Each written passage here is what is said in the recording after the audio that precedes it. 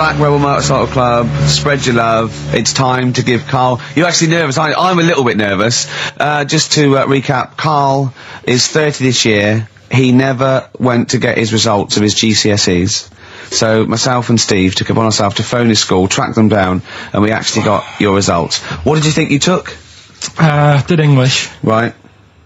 Maths. Yeah. Art. Right. And I think I did physics. Okay. Well, you didn't do any of them. Eh? You didn't do any of them. You didn't register. You registered for one exam and took one exam and got results for one exam. So I don't know what you thought you were turning up to, or you weren't registered, or you didn't. You're familiar with the notion of registering for an exam. You have to kind of officially register in order to be eligible. What do you mean, register? I turned up for a couple. Yeah, you can't just show up. You have to register for them. You have to pay this because it costs the school money, so they have had to have paid for you if they thought you were going to pass. You can't just turn up on the day and ask for some paper at the front. I never got a letter telling me that.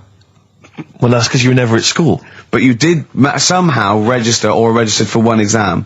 You registered for history. It's a topic that you've always been interested in. I was saying to Ricky before, World War II, I loved it. I mean, not the actual event. No, the study of it. all the stuff like, you know, about the Anderson shelters and stuff like that. Yeah. And the bombs and that. And then when I took it, it had nothing to do with that. It was more about the Tudors. So the Second World War didn't come up? You mean there were no questions about the Anderson shelters? Nothing. That's devastating. So what are you expecting the result to be?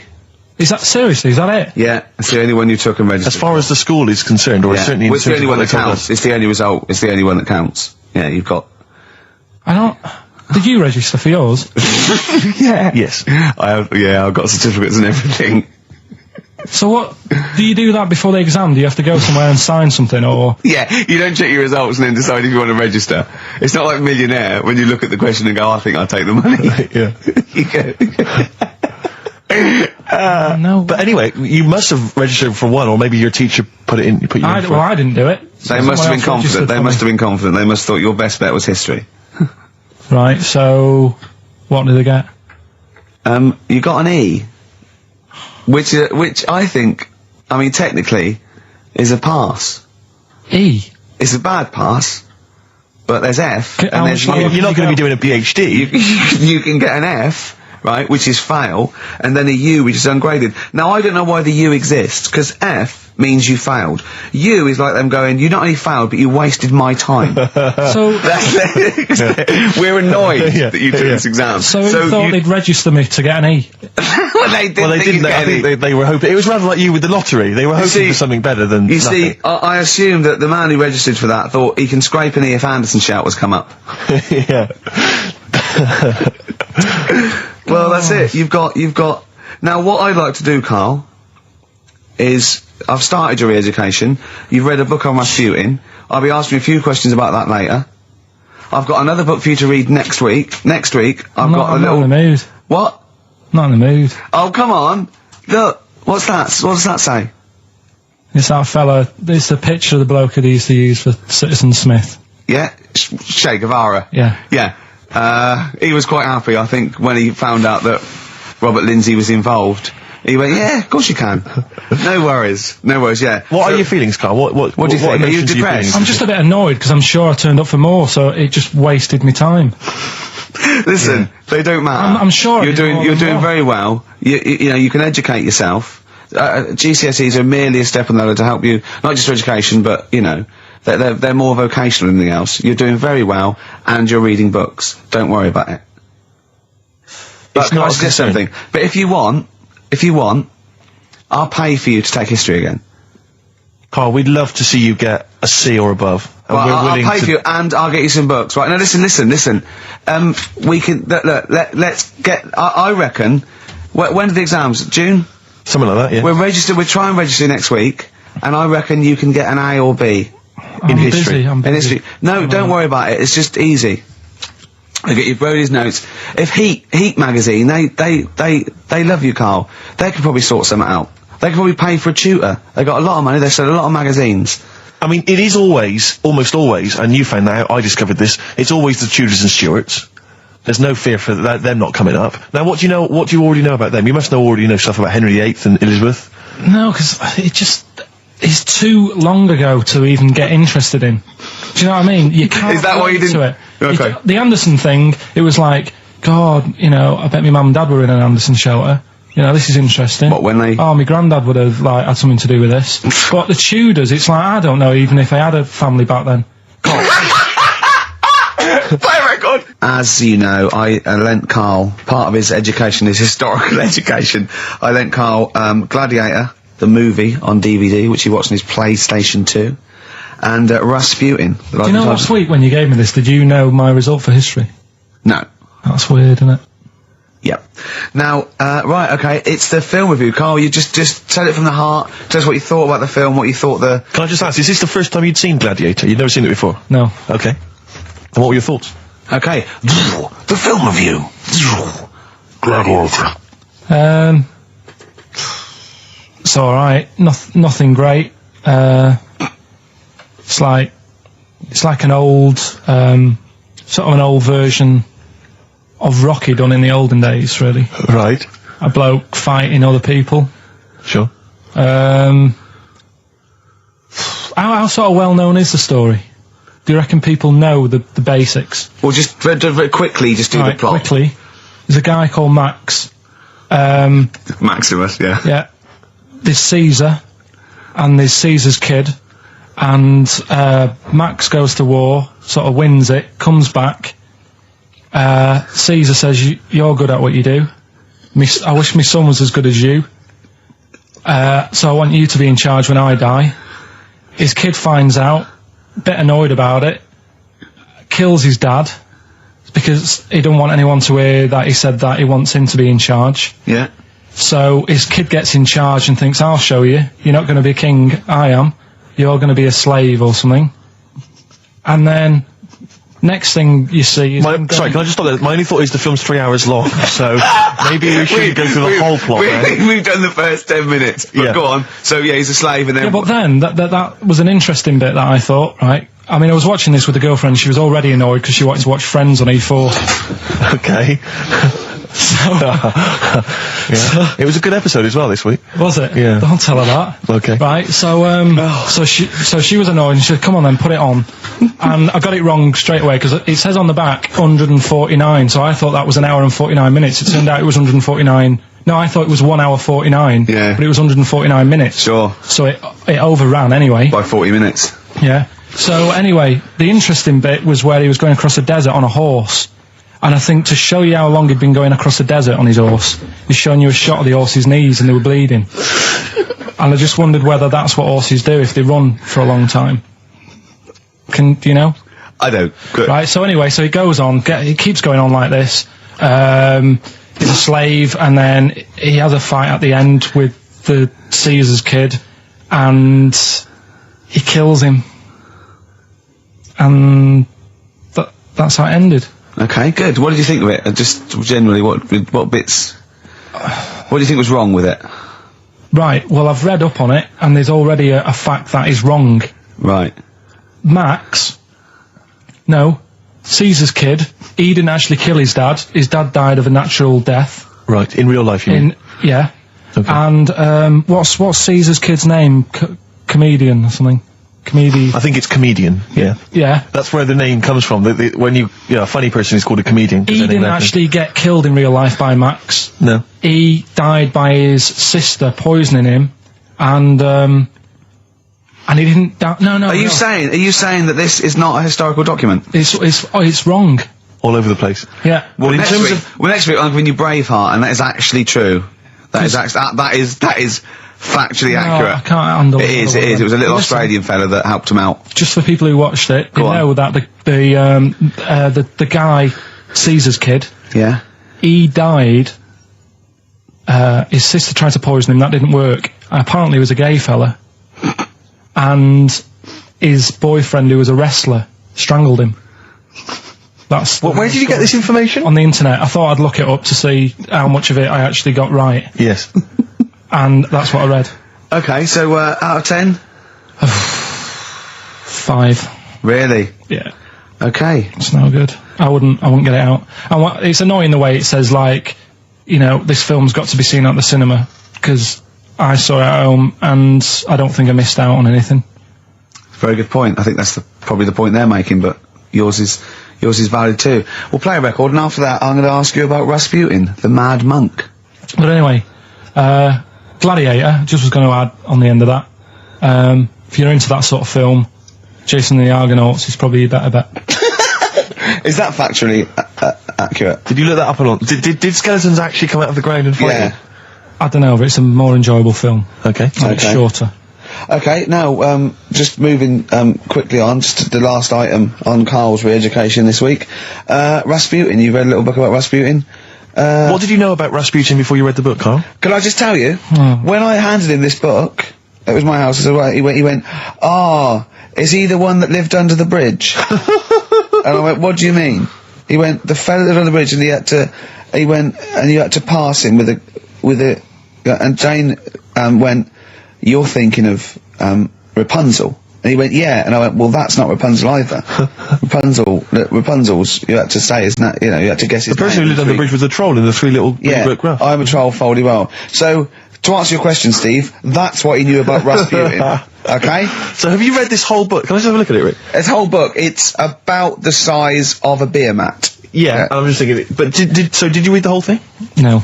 You didn't. But you manage to read didn't the whole even thing? do that. Well, again, some of the names in there are so long and foreign sounding that I just thought, I can't remember all these. So I just got to the meat of the story. Go on, Okay, what what is did it you then? learn about Rasputin? Right. He was a monk. Yep. And, Mad? he... Was he a mad monk? Hang on a minute. Don't confuse him. Sorry. Right. Go on. God. You see, this is what happened in the exams. Right, he was...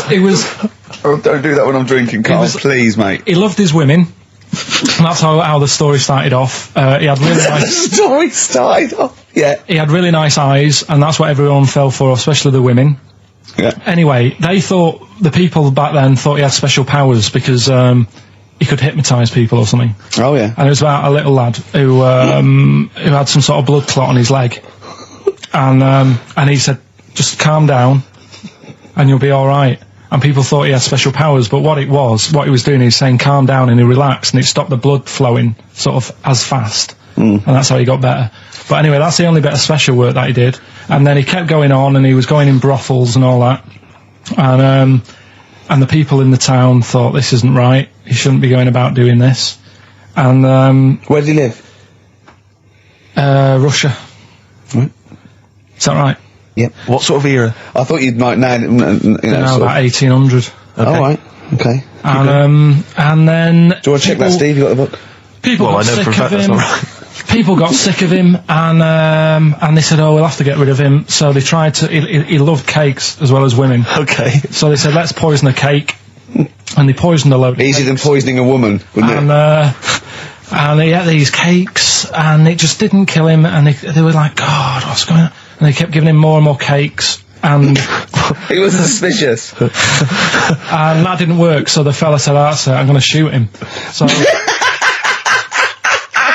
Well, I imagine it was the end of his tether. So- I mean, he was back and forth to Mr. Kipling's, He you know, like, he go on. shot him once, and that didn't work, and the fella thought, oh my god, and he started running away, and Rasputin's running after him, and he shoots him like another, I think he took 4 Face bullets. full of Battenberg. Four bullets Who's it going took. to swear then? 4 bullets it took to kill him, and then this fella who was after him chucked him in an icy lake, and that was the end of him. But I don't understand, sort of, What don't you understand, Carl? well, the fact that, you know, he's a bit of a name in history, and I don't understand why, because it just sounds a bit like my brother. Does he love women and cakes? And do you think that'll be his downfall? Right, I want you to study. Right, if you want to do, that's the first introduction. Right, if you want to do some extracurricular, What would that get me? There's a song by Boney M that lays it out. Suzanne told me about that, saying about Russia's greatest love machine. Yeah. But it didn't say anything about cakes. No, I think if you get the 12-inch mix, no, but they say according to Boney M, and I don't know who's correct. The bloke who wrote that or M. They put some poison into his wine. Now I don't know if M have done their research, or whether, they did shoot him until he was dead. According to them, he was the greatest love machine in Russia. I don't think it says that in the book, but M might know more than that fella. So what's your final verdict on Rasputin? Just a normal bloke who didn't have that much luck, really. That's what I don't understand. I was waiting for something special at the end, but just a normal fella, really. Yeah, just an everyday. Happens all the time, doesn't it? Just an everyday mad monk. Yeah, just an everyday mad monk. You have to shoot and poison and throw in icy lakes to kill him, and who loves women and cakes. I mean, come on, do we need another one of them? Boring. So what would you say about him then? How would you sum him up? I think you've done it. I think you've done it. There you go. So next week, Che Guevara, you going to read the book? I don't know. Come on. Next week, Che Guevara. Take it home. There he is. Give it here then. Anyway, okay then, well, you were tested on Che Guevara. Right, Carl. We should just remind people what happened, because This is a little series. I've got lots of these little books, right? They're about, like, 2.5 inches long by about, 2 inches wide. Those tiny little things you see in the, sort of on the front counter of Waterstones or Smiths, and it's the Life and Times, a series of all the greats in history. Last week you read about Rasputin. He wasn't impressed. No. This This week... book's a little bit thicker than the Rasputin one. No, it's the same, I think. Was it? Maybe the writing's Bigger smaller. writing or something. But okay, Che Guevara. Who was Che Guevara? Just now, you learnt to pronounce it, right? And how do you remember? You told me the week how you remembered what his name was. Che is like shake, and his surname is like guitar. Right. Shavar. Okay. But anyway, right. Tell us what you know, and we'll ask. Right. First of all, his name isn't really Che. Right. It was something else, and Che means buddy in wherever he's from, Argentina. Mm-hmm. Right. That's right, isn't it? Yeah. Yep. Right. So anyway, he was born, and he was. By the way, Carl's not reading this from a book now. This is all out of his own head. This is not pre-planned notes. No, this is. I mean, I know it sounds written, but he's just. Yeah. Right. Here we go. Go on. He was born. He had bad asthma as a kid. Right. Which I thought was quite interesting, because they didn't have cars and that back then, and that's what they're blaming asthma on these days. The bad build-up of traffic and that. Well, they did have cars, Carl. Not as many as they have now. Okay. So that was something I picked up early in the story. He had asthma. Yeah. His dad was into he wasn't a politician or anything, but he was, they were into the politics. Sure. So he sort of grew up around a family who was into, watching the news and that, and keeping up to date on what's going on in the world. So that sort of rubbed off on him. He went to school. He was doing stuff on medicine. Yeah. Yeah, he wanted to be a doctor, or he thought he did. Yeah. Anyway, he learned really quick. He did like 6 months work in about 3 months. So he could have some time off school or something. Right. So he took that time off and went to travel South America with his mate on a motorbike. Yeah. Yeah. And he saw all this bad going on in the world, and he thought, oh, this is bad, this. Yeah. I could do something here. I could change this, make it a nicer place to live. So he said, what I'm going to do is join a gang that sort of is against the like the government. Yeah. Right. Right. Am I right so far? Yeah. You're doing very well. Right. And the woman who he met, who was like running this gang, is a woman called Hilda, who he later married. All right. And Hilda introduced him to Castro, Right. who was like the head cheese of the gang, who wanted to change things. Okay. And so she said, like, this is I think his real name was Engelbert or something like that. Ernesto. What? Ernesto. She said, this is Ernesto. He does medicine. Should have him in our sort of army. So when there's injuries and that, he can make people better. Yeah. So he said, yeah, all right then. So he joined the gang, and they went went to sort of. I'm chopping it down a bit. No, sure. You're condensing. It's not in real time. No. So anyway, so they go. It feels like it. You see, this is why I just wanted you to ask me questions. Well, listen. Let's cut to the chase then. So obviously he made his name as part of the Cuban Revolution. Yeah. Yeah. Do you know what date that was? About. No, I don't. Okay, and obviously, so he was a big involvement in that. Yeah. In which country was he caught? It was caught in Bolivia. Yeah. How did he die? They executed him. Yeah. He shot him, and his last words before he died, right? The guy's there with the gun, and he wasn't scared. He wasn't like crying or anything. He said to the bloke with the gun, he said, "Go on, shoot me. Be a man." Yeah. He said, Yeah. and they shot him. And did it tell you what happened to him after that? His dead body? No, but Suzanne was telling me about this the other night. She said there's more to it than that. They stuck it in a glass coffin, didn't Yeah, they? so, Well, no, but before that, they cut off his hands and his feet. and sent them to the... No, and then, because they buried him in different places, and then they buried the body. I think they might have sent the hands to Fidel, but they buried him in an unmarked grave because they didn't want anyone to start using his grave or his tomb as a place of martyrdom. But of course, that just made him even more of a martyr because no one knew where he was buried. So it just meant that he was even more. But that wouldn't of work anyway, because if they did find out, that's more places people can go and sort of grieve. Do you know what I mean? If you've got all these different graves, What with different parts of his body? well, you've got a foot over there, and it's like, well, you know, oh God, His head over there. Thanks for what Sure. you're doing. Yeah.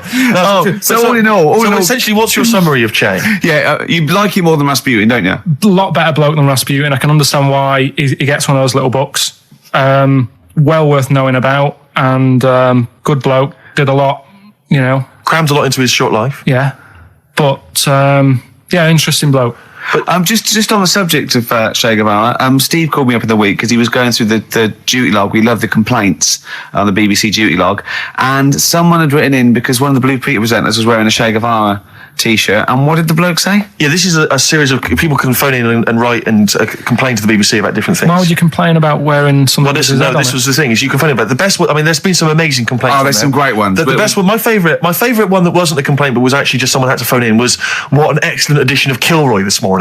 Yeah, which I but there's lots of that. There's things like Esther was superb. Yeah. Woman call one. Woman called. There was a brilliant one I remember once, which was Robbie Williams was wearing a Nike T-shirt on Top of the Pops last night. Product placement on the BBC. It's just all So things like pathetic. that. Yeah. But anyway, this was one phone call. There was a presenter on Blue Peter. She was wearing a T-shirt with Che Guevara's face on it. Right. And someone had written in and said, or someone had phoned in and said, very worried to see a presenter wearing Che Guevara's face on a T-shirt. Are you trying to turn my children into communist revolutionaries? Yeah. Imagine that. Imagine who's thinking that. Who's bothering to phone up with that information, Carl? Yeah. Who knows what they're going to say about this show? Yeah. I mean, you've been championing the work of communist revolution. Luckily, no one listening to this show can either write or operate a phone. So I think we're pretty safe. So thumbs up for Che Guevara. Yeah. Well done to Carl there. Yeah, no, I thought it was even I did brilliant. all right, didn't I? But the thing Yeah, is, you keep saying to us you don't understand why history is interesting, and yet you're clearly interested by that. You remembered that Carl, information. I've got another. Yeah. I've got a few in the series. Can I give you your next week's homework? Go on. There you go. Oh, Read it out. Hitler. Hitler, the life and times of Hitler. 1889 to 1945. Yeah. Yeah. Do you know much about him? What was the significance of that last date? Why did he? What was that last date, Carl? Why do you think he died in 1945? End of the war, Yeah. which I'm interested in. So this will have stuff about Anderson shelters and that. it might not be covered in the Hitler biography, the Anderson Shelter, but Just check if there's a special Anderson chapter. Anderson Shelter chapter. Well, I'll look forward to this. Be interesting. Powdered Egg is page 4. Yeah. Excellent. Well, we're going to play a hip hop. Yeah, it's time for a hip hop hooray. People are absolutely in love with this feature, Rick, as you well know, and I know you're somewhat jealous of it. Yeah. This week, I know that Outkast are currently on the playlist, aren't they, with their new single "Whole of the World"? Is that Yeah. what the whole world? Anyway, this is a track from the big compilation Outkast. It's just a sort of compilation of all their greatest hits, and this is a good one. It's called Rosa Parks. Play it, Carl. From their greatest hits album, that's Outkast, and a track called Rosa Parks. Like it. Yeah, enjoy it. Yeah. Now, we just had a call from someone impressed by Carl, and Carl's very pleased because this guy has actually done a PhD on Che Guevara. So in theory, whatever subject he chose, in theory, he's probably one of the experts in the world on this particular field. Now, hello, are you there? Yeah, I'm here. Hello, what's your name? My name's David. David, now where did you do your PhD? Did it at UCL. Did it at UCL, mild college. And what was the actual title of the PhD? It was Che Guevara's influence on class struggle in Europe in the 60s. And what did you think of Carl's performance? I thought he did really, really well. The only thing, I'd never heard those last words before. So Carl actually knows something you don't know. Yeah, possibly. Although you presumably not take that as verified information. You probably wouldn't take everything Carl said as gospel, you'd probably look it up yourself, would you? I probably would have a look, yeah. Did you know about babies' eyes? Sorry? Did you know that babies' eyes don't grow? I didn't know that. You see, that's why you shouldn't take things Karl says as gospel, because it come up with something, vaguely intelligent, and then say, did you know about babies' eyes don't grow? Any questions that you'd want to test Karl on? Any thoughts, any things he missed there on the history of Che Guevara? I think he did really well, and I think he should be congratulated. Because Karl has problems with understanding why people are interested in history, and even though he's been reading these books, he keeps saying, "Why does anyone care about history? Why is it important?" What would you say to Karl? I think he should maybe then look at who Che Guevara did influence and why he still influences people today. Yeah. Well, he knows that he influenced Citizen Smith, and he knows that if McDonald's ever wanted to swap Ronald McDonald for Che Guevara, it would cost him an awful lot of money. So he is trying to apply it to the modern world. He is having a go. Well, maybe you should think like why Rage Against the Machine have him on their T-shirts. Good point, Karl. Why do you think of that? Why do you think they have him on the T-shirts, Karl? I don't know, maybe that was the design of the T-shirt. Maybe they wanted another T-shirt. Maybe they wanted Ronald McDonald. But didn't have any in. Sure. And they said, we'll have that one there then. Well, thanks very much. Dave, just before you go, do you think Karl would be an interesting subject for a PhD? Yeah, very much so, yeah. Okay, well, if you're not... Well, hopefully one day you'll become a professor and you can maybe set that as some coursework. I could do, yeah. Karl Pilkington. Imagine that. Cheers, Dave. Having an MA in Karl Pilkington. Thanks very much, Dave. Okay, bye. Cheers, bye. That's good. My teachers never did that. What, encouraged you in that way? Never said well done. So, Really? Yeah. But you never showed up. Yeah, you had to be in the same room, They were too really. busy saying, "Who are you?" yeah. No, but Mrs. Matthews, me head teacher. Oh, let's not lay into Matthews again. Oh, not Matty she Matthews. said Not Grimble Matty Matthews. we I'd used to call never her. be a high flyer. If she could see you now... what did she say? You'll never be a high flyer? She said that to me, mum and dad, Really? on a parents' evening. And that was after I'd played the drums in Little Donkey. She clearly didn't know what she was talking about. The picture sold. Table 60. Lisa Tarbuck.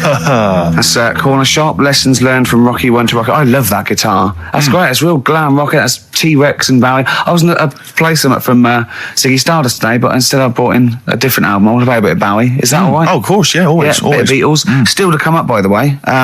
With the education of Karl, last week he did Che Guevara. He did very well. Before that, the week before that, you learned all about Rasputin, didn't you? And this week you've been studying Hitler, haven't you? How does that go? How do you reckon that? It's a bit tough. Okay. I mean, I'll give you the full story later, Steve. Do you know much about him? No.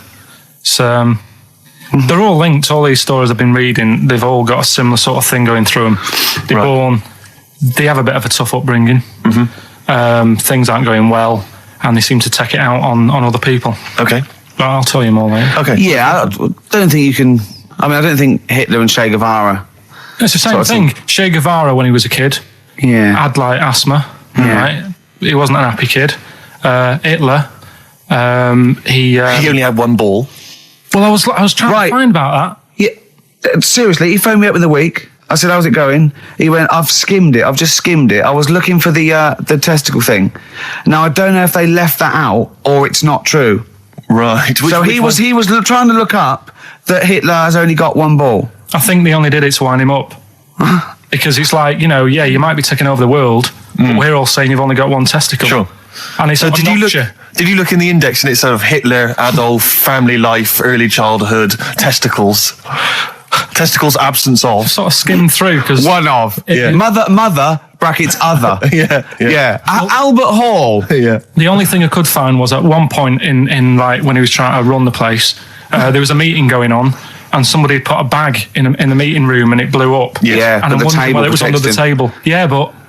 Were you wondering if it blew a testicle? It was. The testicle was under the table. No, the bag blew off the ball. No, the ball sack was probably hanging below the protective top, and so that's where he could have lost. But why would he have only just lost the one? Because the way he was sitting. Cross-legged or something. Sure. Okay. Well, I mean, again. Last week we had a Che Guevara expert who phoned up. Maybe they could. Maybe there's a Hitler expert this time who could maybe phone up and confirm the testicle theory. XFM 104.9. Sorry, I was going to back go on. announce that track and just mention it was Elliott Smith and the track Son of Sam. Well, I think I'd just better ask Karl a couple of quick questions about Hitler, then we can get on with our lives. Okay, we can tick that particular box. Yeah, put that. Yeah. Okay, Karl. Put that particular dictator to bed. It's week 3 of his education. You've nailed Rasputin and Che Guevara. I don't want to lose complete sight of those. I'll maybe ask you a couple of those in the week just to so you keep your mind on it. But Hitler. Tell us the story. What have you learned? Do you want to ask some questions? No, not really. Just sum it up in a minute. What do you Can't think? do it in a minute. Well, can I ask some questions then? Where was he born? Austria. Tell us about his early life. Right, he was a young lad. Brilliant. What in his early life? Okay. Yeah. What's the name? His mum was his dad's second cousin, which is a bit weird. Yeah. That is weird. They had 5 kids. He's going, yeah, it's usually first cousin where I come from. Oh, that's unfair, isn't it? There's no need for that. There was 5 kids, but only 2 of them, including Hitler, including him and his sister survived. The others died at an early age. Okay. Right. Anyway, so they grew up, and the mum died and the dad died and that. And he thought, what am I going to do? Because he didn't do well at school, didn't have many qualifications. No. Liked art. Did he have a GCSE in history? Liked art, right? And then, so he said, right, I'm going to go to Munich. I missed a bit out, actually. Jewish people were in Austria. He didn't really like them. Okay. He thought they got, special treatments and stuff, and just didn't like them. So he went to Munich, and he joined the army. Right. Yeah. Yeah. And he was in the army, and he got injured. Right. So he went to hospital, and whilst he was in hospital, the World War I ended, and he was like, "Oh God, I want to." I was enjoying that. Yeah, So don't, because you're breaking the concentration. Yeah. Sorry. I'm not even sure I want to join in on this one, just in case. Okay. Right, go on. Right. So He was in hospital. He's in hospital. It gets a bit better. He's never that fit though. He's one of these blokes who was always ill. That was on something like 30 tablets a day or something. Comes out of there, joins some other army. God, I knew it all this morning.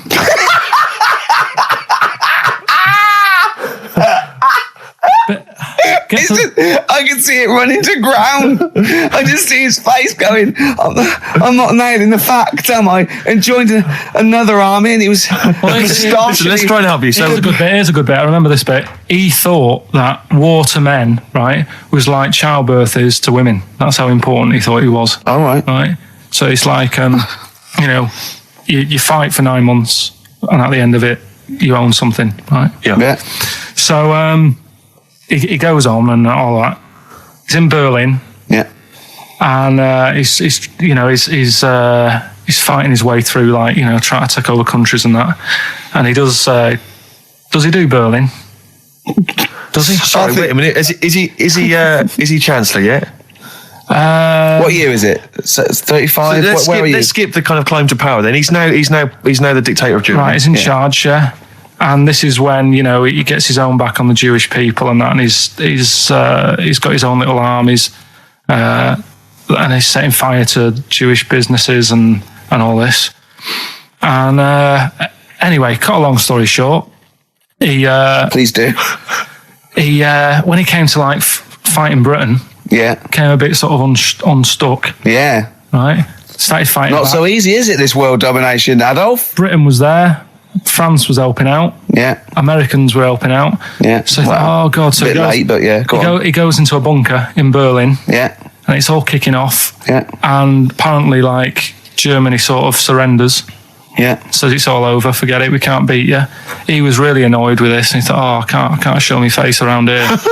So because it would be embarrassing. He's with his missus, who nobody knew was his wife. Right. Eva, in this bunker. Yeah. And so he said, I've had enough of this. He shoots himself. Yeah. She poisons herself, and the chauffeur buries them or something, or burns them. Right. And in all the time he was in charge, 50 million people died. So that's 1918 to 1945. Yeah. Between It felt like that.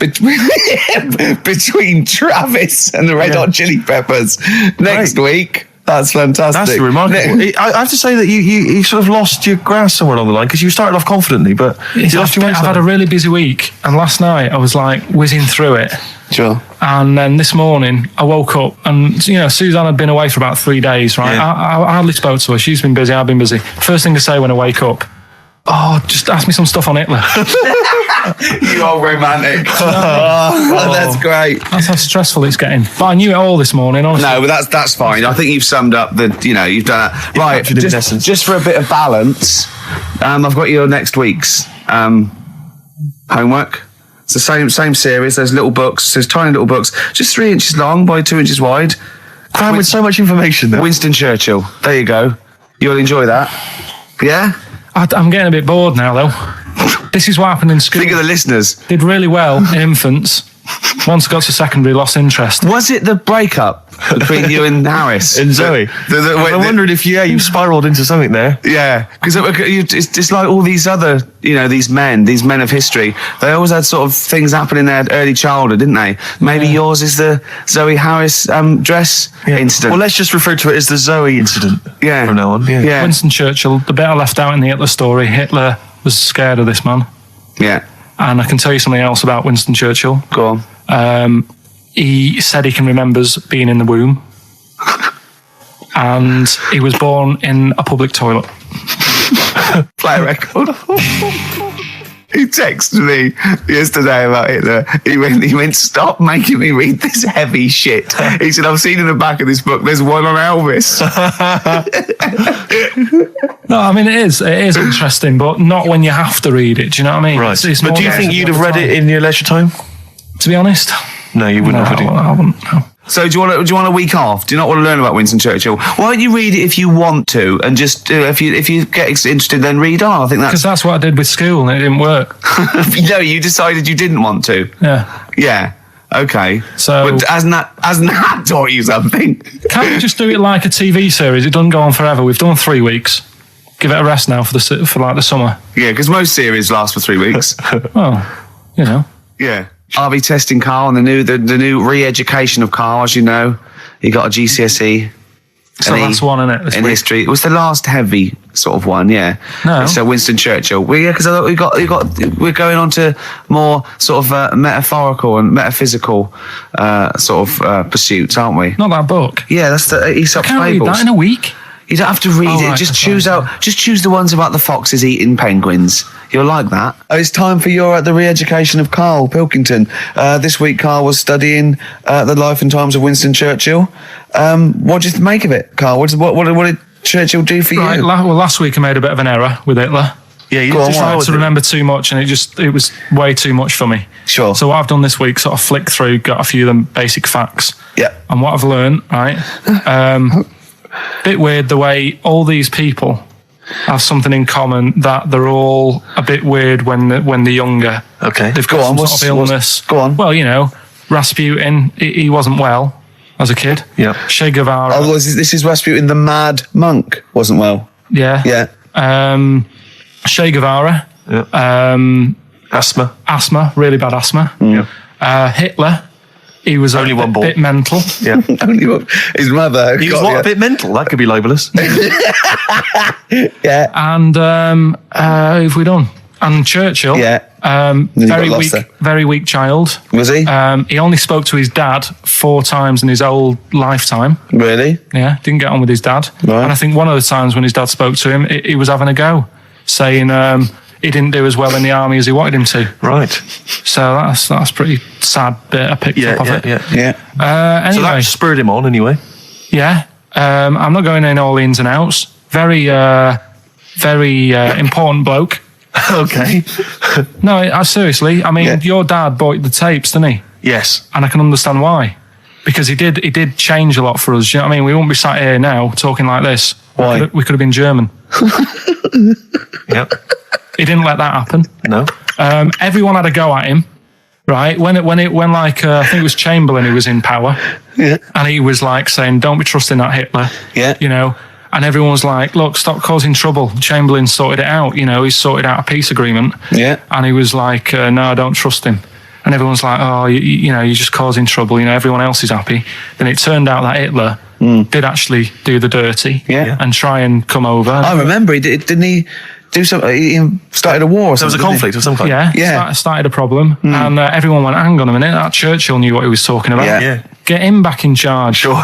And they got him in, and Hitler was scared of him because he knew that he wasn't going to be having any lies or anything. He couldn't try it on with Churchill. Yeah. Especially when he was a little bit pissed up and coked and with He a big was. cigar. Churchill. He wasn't he wasn't doing that. I think a lot were during the war, in the war cabinet. I think they had to have things to keep him awake all night and stuff. And he certainly liked a brandy. Rick, Winston Churchill was coked up, was he? I mean, sorry, this is something I wasn't aware of. If there are any historians listening, if I'm wrong, I'm Was that very in the sorry. World at War? No, I don't Winston think so. Churchill was- Any historians or experts on war did Churchill and not some of the other people during I think the First and Second World War take a little bit of cocaine? So when it said that Doctors certainly used to. Hitler liked cakes, would they be like the funny sort of cakes? No, he probably did like a little bit of Madeira cake. Right. Yeah, there was probably nothing like that. Sorry, carry on. So anyway, He beat the Bosch. yeah, did all that. Oh, that's steady on. His personal life's nothing to do with it. And the most amazing bit is, right, he wasn't fit, and he had a couple of Well, strokes. he's a good-looking bloke in many ways. Well, he had a couple of strokes, but he had a stroke on, say... We've had that. He beat the Bosch. He we've liked to sort have of a couple of beaten the Bosch, strokes. yeah. Let's not get into innuendo, Carl. It's stupid. Right, say he had like a stroke on a Tuesday. He was up and fighting again on a Wednesday. Really? He was a strong bloke. Yeah. And then he died at about the age of 86 or something. He's a good lad, wasn't he? He was really good. Yeah. Is So he the one you favour most of all the I'd ones say you've out of all, I mean, Rasputin, I don't understand why he got, like I said, I don't know why they made a book on him. No. no, He just didn't deserve it. no. Che Guevara, you know, he had his time, I suppose, and Yeah. did a bit good for certain people. Sure. Sorted Cuba out. Yeah. Doesn't really affect me. No. Hitler, I mean, enough said. Yeah. Bad bloke. Churchill sorted it all out. Yeah. And like I So said, your favourite out of the four of them, the of all those four, is Churchill. yeah, I think he's Brilliant. brilliant. I agree. I agree with you. I think. What I love with your kind of sort of summary of these people's incredible lives is the way that it's almost like I remember in Looking magazine. I don't remember Looking. It was the Junior Yeah, I TV remember Times. Looking. They used to have half a page, which was a comic strip, Yeah. summarising someone's life. You might have, say, 5 Star, the story of 5 Star. Yeah, Johnny Mango called in again. He's become our sort of official researcher on this show. There is evidence that Queen Victoria in Balmoral, with a young house guest, Winston Churchill, used to consume cocaine-filled lozenges. So there you go. Also, MDMA was a precursor of sort of ecstasy, a derivative, and that was big in the day, giving soldiers, you know, a little pick-me-up. So it's not so mad, is it? It sort of Winston makes Churchill sense taking cocaine, because is he it? was into his speeches and that, and they say that coke gives you sort of, you know, the balls to stand up and say like, Not that that's a good thing. And No, you it's not. No.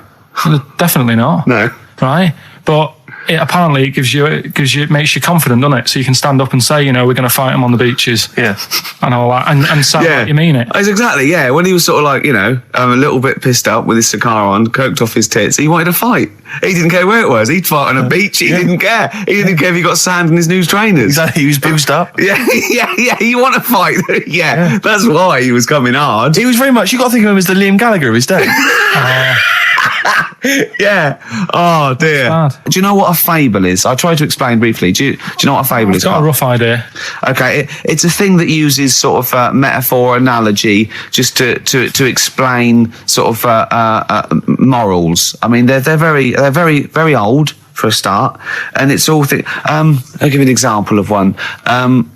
A quick one. Oh, the one about the dog with 2 bones.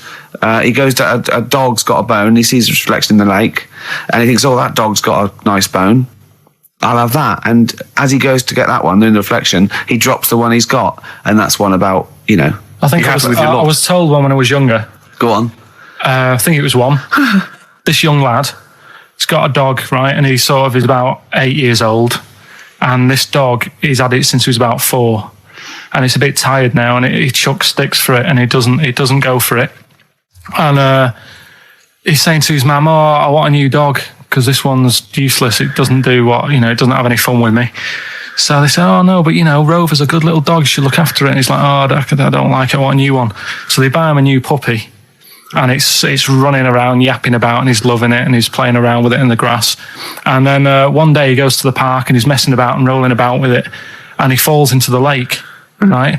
And the little puppy's like yapping at him, and he's going, "Help me, help me." The little dog's yapping, and then the old dog comes and gets his collar, and it pulls him out of the lake. And he goes, "Oh, God, why did I forget about you? You're the better dog." And he loved that one again rather than the puppy. I got a feeling that was Lassie. Well, yeah, that was an episode of Lassie. What's the moral? What's the moral there, Carl? What's that telling? What's that explaining through analogy? Sort of, don't forget the old. Look after old people.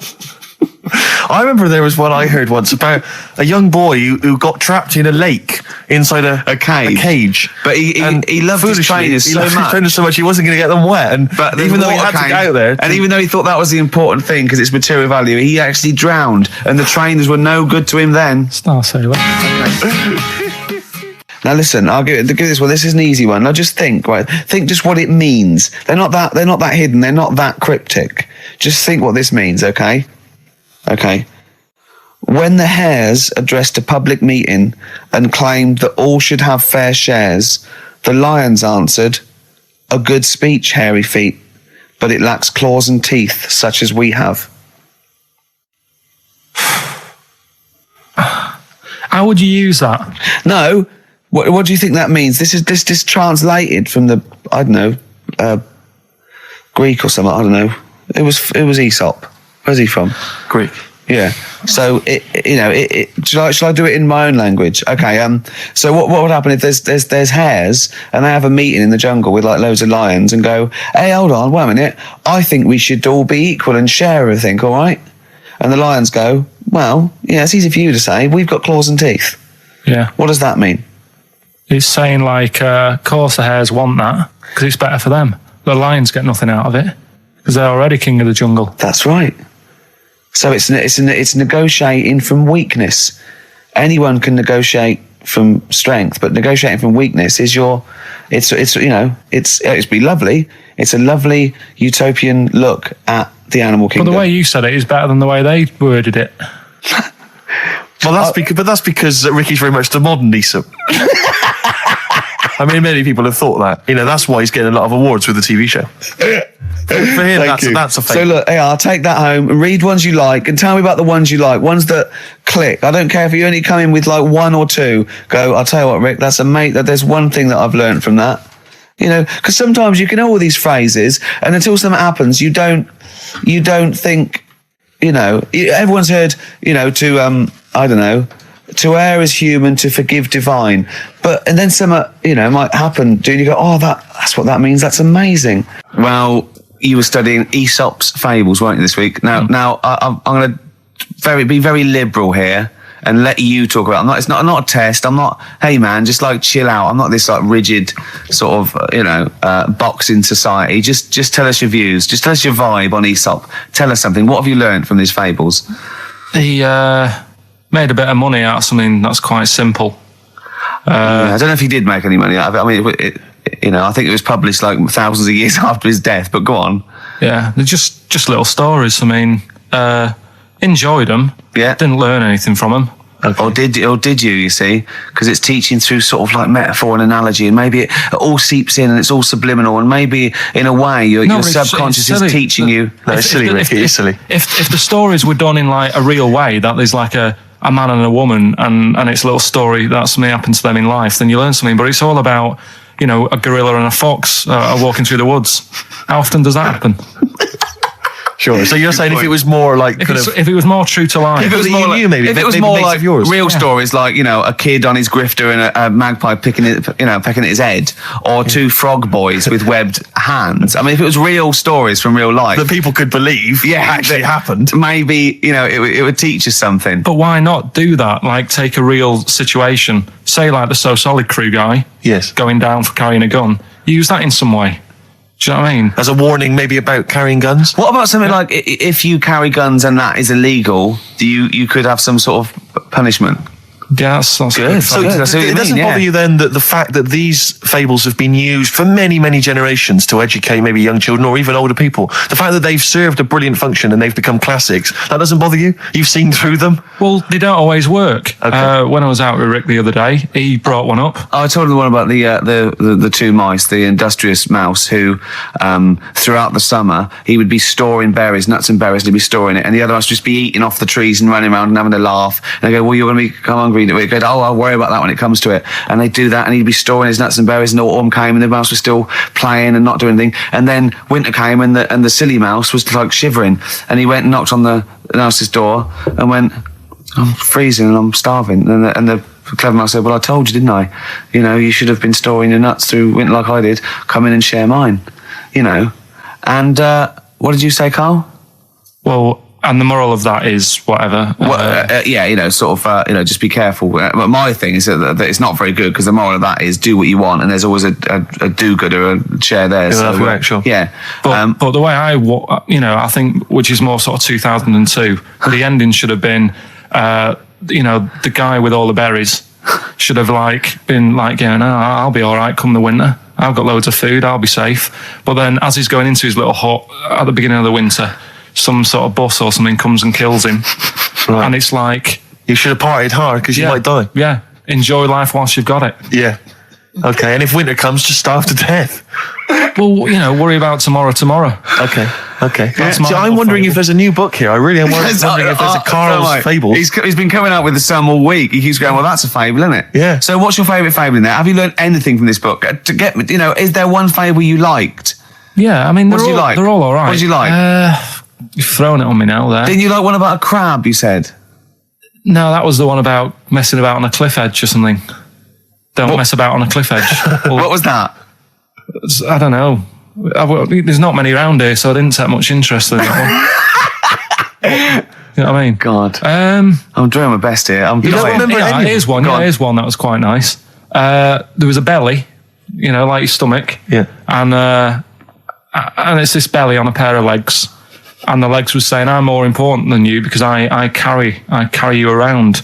And the belly said, "Yeah, but, if it weren't for me holding all this food, you wouldn't have the energy to walk around." Yeah. And that means, rather than working on your own, it's best to work in a team. Yeah. So, Well, the one similar to that I was taught when I was little was a vision of heaven and hell, and it went down to hell, and in hell, right, there was these people had 20-foot long chopsticks, yeah. and they were getting their food, and they couldn't get the chopsticks into the food and get it round to their mouth because they were just too long. Right. Right, that was hell. And in heaven, they had exactly the same thing, but they were feeding each other. What? Right. You don't like Chinese food? Is that what you're thinking? Is that what your concern is, Carl? No, I'm just... The one I remember, I can't remember the ending of it. It's about two nuns in a bath. Yeah, I know. I can't remember what it is. Yeah, Do you remember that's that it, one? yeah. Or are they on a bike? Maybe? That's two adventures. It's the same nuns, but they go to all sorts of adventures. They're normally quite erotic adventures. Yeah, well, they are. But there was one when they're driving down a cobbled street, I remember. Go on. And then there's the other. Then, of course, Whalebones on XFM 104.9. I'm Ricky Gervais. With me, Steve Merchant, and Carl. Well, Carl, I really don't think you got your teeth into the fables, really. I don't think you... There wasn't anything to learn. I read a couple, thought, yeah, that's all right, and put it down again. There wasn't anything to learn. It was all stuff I knew already, but made up with nice little foxes and bears and stuff. So... Yeah.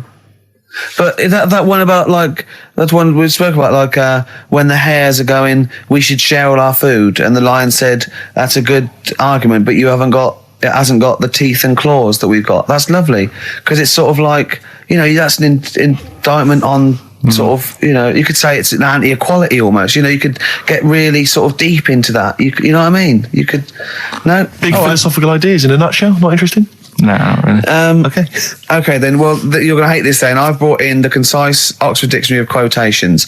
Now, just look at some of your favourites. I'd suggest going straight to things like Wilde or Newton or Churchill or You're a big fan of Churchill? Yeah. Like Oh well, he's the boy. Yeah. Right, okay. Let's go through that old Kramer.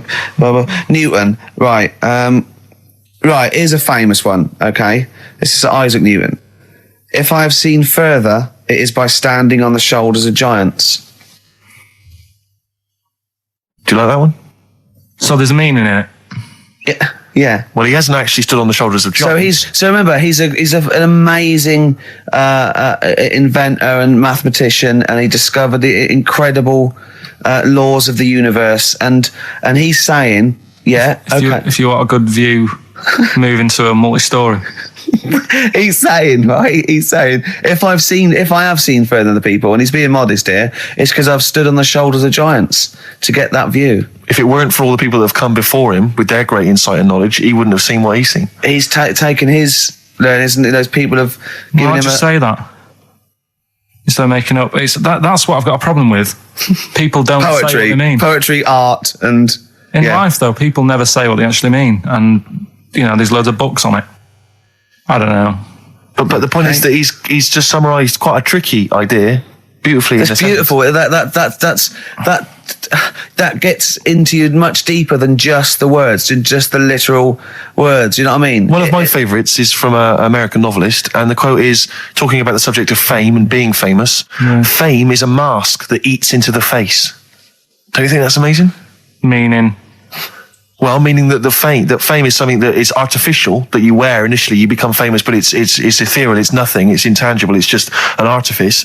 But if you stay famous long enough, you begin to think that mask you're wearing is really your real face, so that you begin to, think that you are more than you perhaps are. Do you see what I mean? In the way that fame and power can corrupt. Oh, who said that? It's an American novelist, I forget his name. Yeah, it's alright, yeah, there's something in that. Yeah. Okay.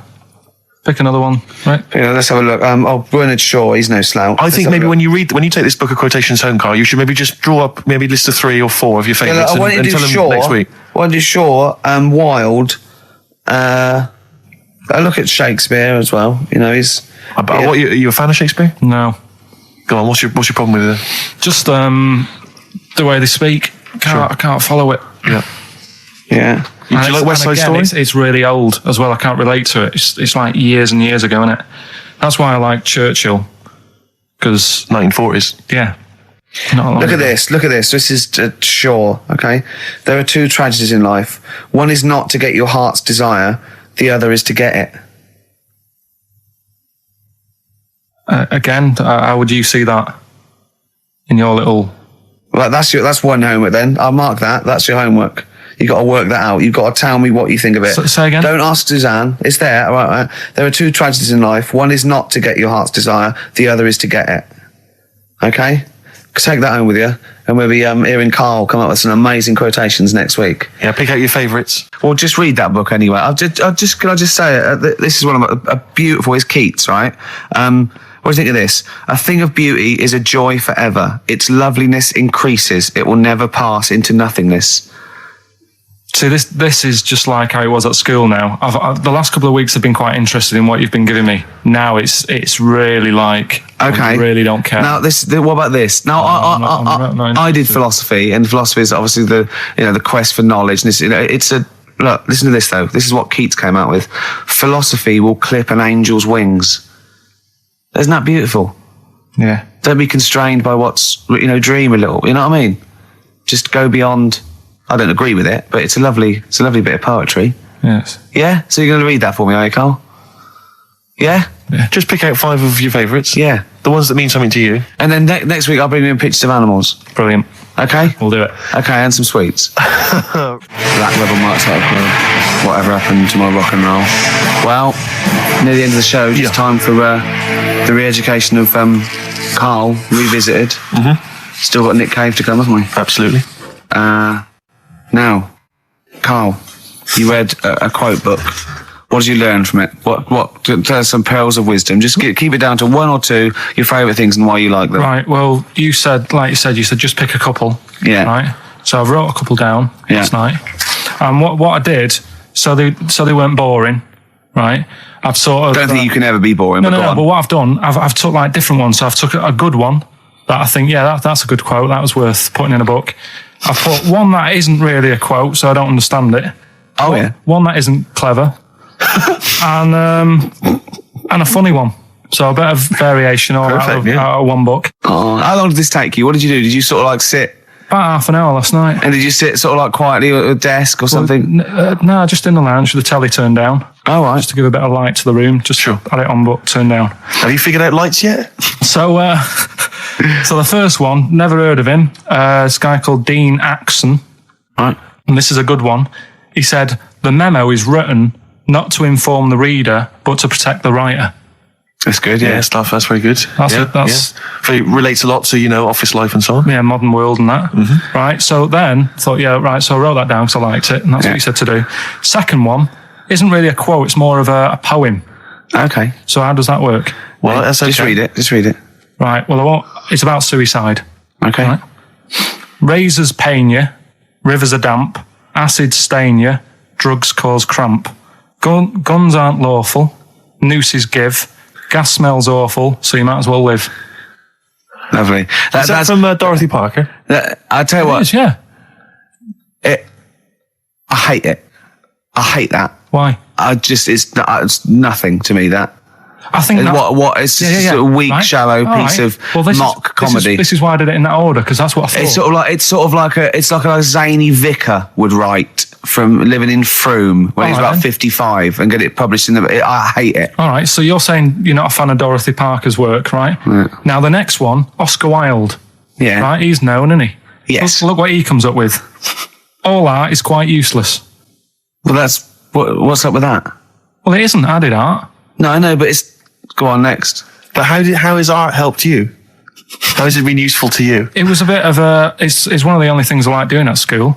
Right. Do you know what I mean? When I made that little clay man, fixing a car. Yeah. You made a clay man fixing a car. I'd forgotten about that. How can he... I think that's stupid. And especially that it's gone in a book. Sure. Do you know what I mean? Okay. It's easy to diss things. Yeah, it's harder to do exactly right. I don't think art is useless, by the way. But you don't have to agree or disagree with some of these things. Some of them are, sometimes it's just their thoughts put eloquently or poetically, isn't it? And it's just, Just to provoke a reaction as much as anything. Yeah. Well, and the good one, Ozzy Osbourne. I mean, sorry, but just go back there. The irony is that is art. That he was an artist, wasn't he? So, but so you don't like Oscar Wilde, but you prefer Ozzy Osbourne.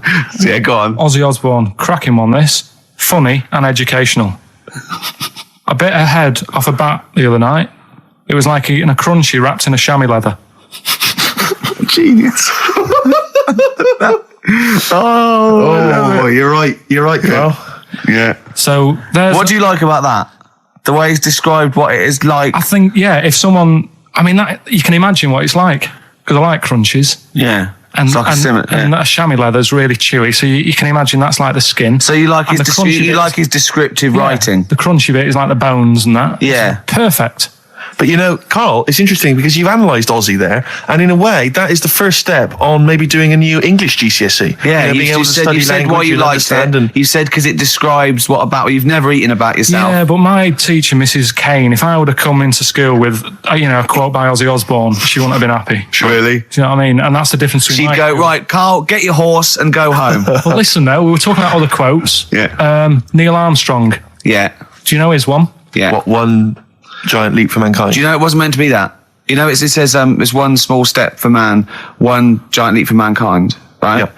It was meant to be, this is one small step for a man. Right. I.e. me, the individual, on a microcosmic level, one giant leap for mankind. And he mucked it up, because if you say this is one small step for man, one giant leap for mankind, man there means mankind. I know, it's embarrassing. So you shouldn't give people... He's not a trained actor. That's true. He's more of an astronaut, to be honest. Has he won any awards, Rick? No, there are no awards. Is he BAFTA nominated? Don't think so. Well, listen, right, he said another quote as he got back into the rocket. Have you heard about it? Go on. We're running out of time, and I'm just wondering whether it's worth saving as a bit of a teaser for next week. What did Neil Armstrong say as he got back into the rocket? Yeah. Is it going to be something like, that was boring, wasn't it? The mic's not still on, is it? Yeah. They're not still listening. Well, that's what I was saying to you. He could have said that, and it would have That's still not gone down. cheese. it would have still gone down as an amazing quote, wouldn't it? Well, listen, I think you should save it, Carl. You tosser, I was meant to go first. No, I'll tell you what we'll do, Carl. We'll squeeze it in before the end of the show, because, Ricky, you got to play your song for the lovers. Oh, we should play this. I don't think we'll fit it in. We might have to save it. Don't worry, we'll see what we can do. Well, Let's next play, week, by the way, you've got happiness quotations, a collection of thoughtful words and beautiful paintings. I'll just give you an example of one. Happiness is a perfume you can pour on others you cannot pour on others without getting a few drops on yourself. Lovely that, isn't it? Brilliant. You can't be happy with that. This is song Nick quick. Cave and the Bad Seed from the Boatman's Call. It's a beautiful song. Any song that starts off, I don't believe in an interventionist God is all right by me. And this is Into My Arms. Nick Cave and the Bad Seeds, Into My Arms. Well, that's it. We've run out of time. We have indeed. So no time for Carl's quote. That'll have to come next week. Yeah, we'll save that for next Neil time. Armstrong. Well, I hope you enjoyed it. Goodbye. All right, Rick. Come on, I'm sounding a bit chirpier. It's not that depressing. Well, yeah. Sports next. You know how excited you are? Go on. You love the sport, do you?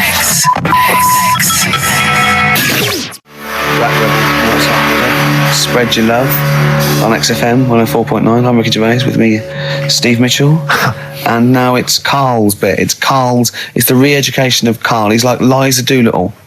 And now he's coming to, or Lawnmower Man, if you've seen that film. More like Lawnmower Man, if you've seen the film. You'll know what I mean. And his homework was to just study quotes, really, on happiness and stuff and general well-being. He's not a big happiness quote fan, are you, Carl? Not really. So what have you done? You've come up with something, haven't you? Right, yeah, I told you, right? Because a lot of these are just things you say every day. They're nothing special. So what I'm doing... Well, you say them every day. Well, the sort of things you come out with and you don't even think about it. Do you know what I mean? Yeah. They're on the TV all the time. People on the radio are saying these sort of little quotes. Sure. And what I've done is, remember that programme on Channel 4, Faking It? Yeah. Where they got some, like, posh kid to be on a door and all that. What I've done, I've... Imagine if that was the pitch for the show. Dear Channel 4. Just going to get a posh kid on a door or something? Yeah. Yours Come sincerely, in. Carl. Come in. Yeah. TV producer. Yeah, go on. So what I've done, this little book of quotes, happiness quotes, I've picked two that are real, Okay. and I've made one up. Right? And we've got a guess. And you got to guess. Okay, then, what it is. go on. Well, I'll tell you what, Rick, why don't we, when we've heard them, we won't confer. No. You'll write down yours, Yeah. A, B, or C, and I'll Yeah. write down mine, and we'll Sure. see how it Okay, works. Carl, off you go. Right, and just because I'm looking at this book, it doesn't mean I'm actually reading. No, I know. Don't no, worry, I know. we're clever. No, we know, we can't see yet. Can I Yeah. call my bluff? Yeah, go on Okay. Nothing is worth more than this day. then. Okay. Yeah. Yeah? All right. Yeah. The way I see it,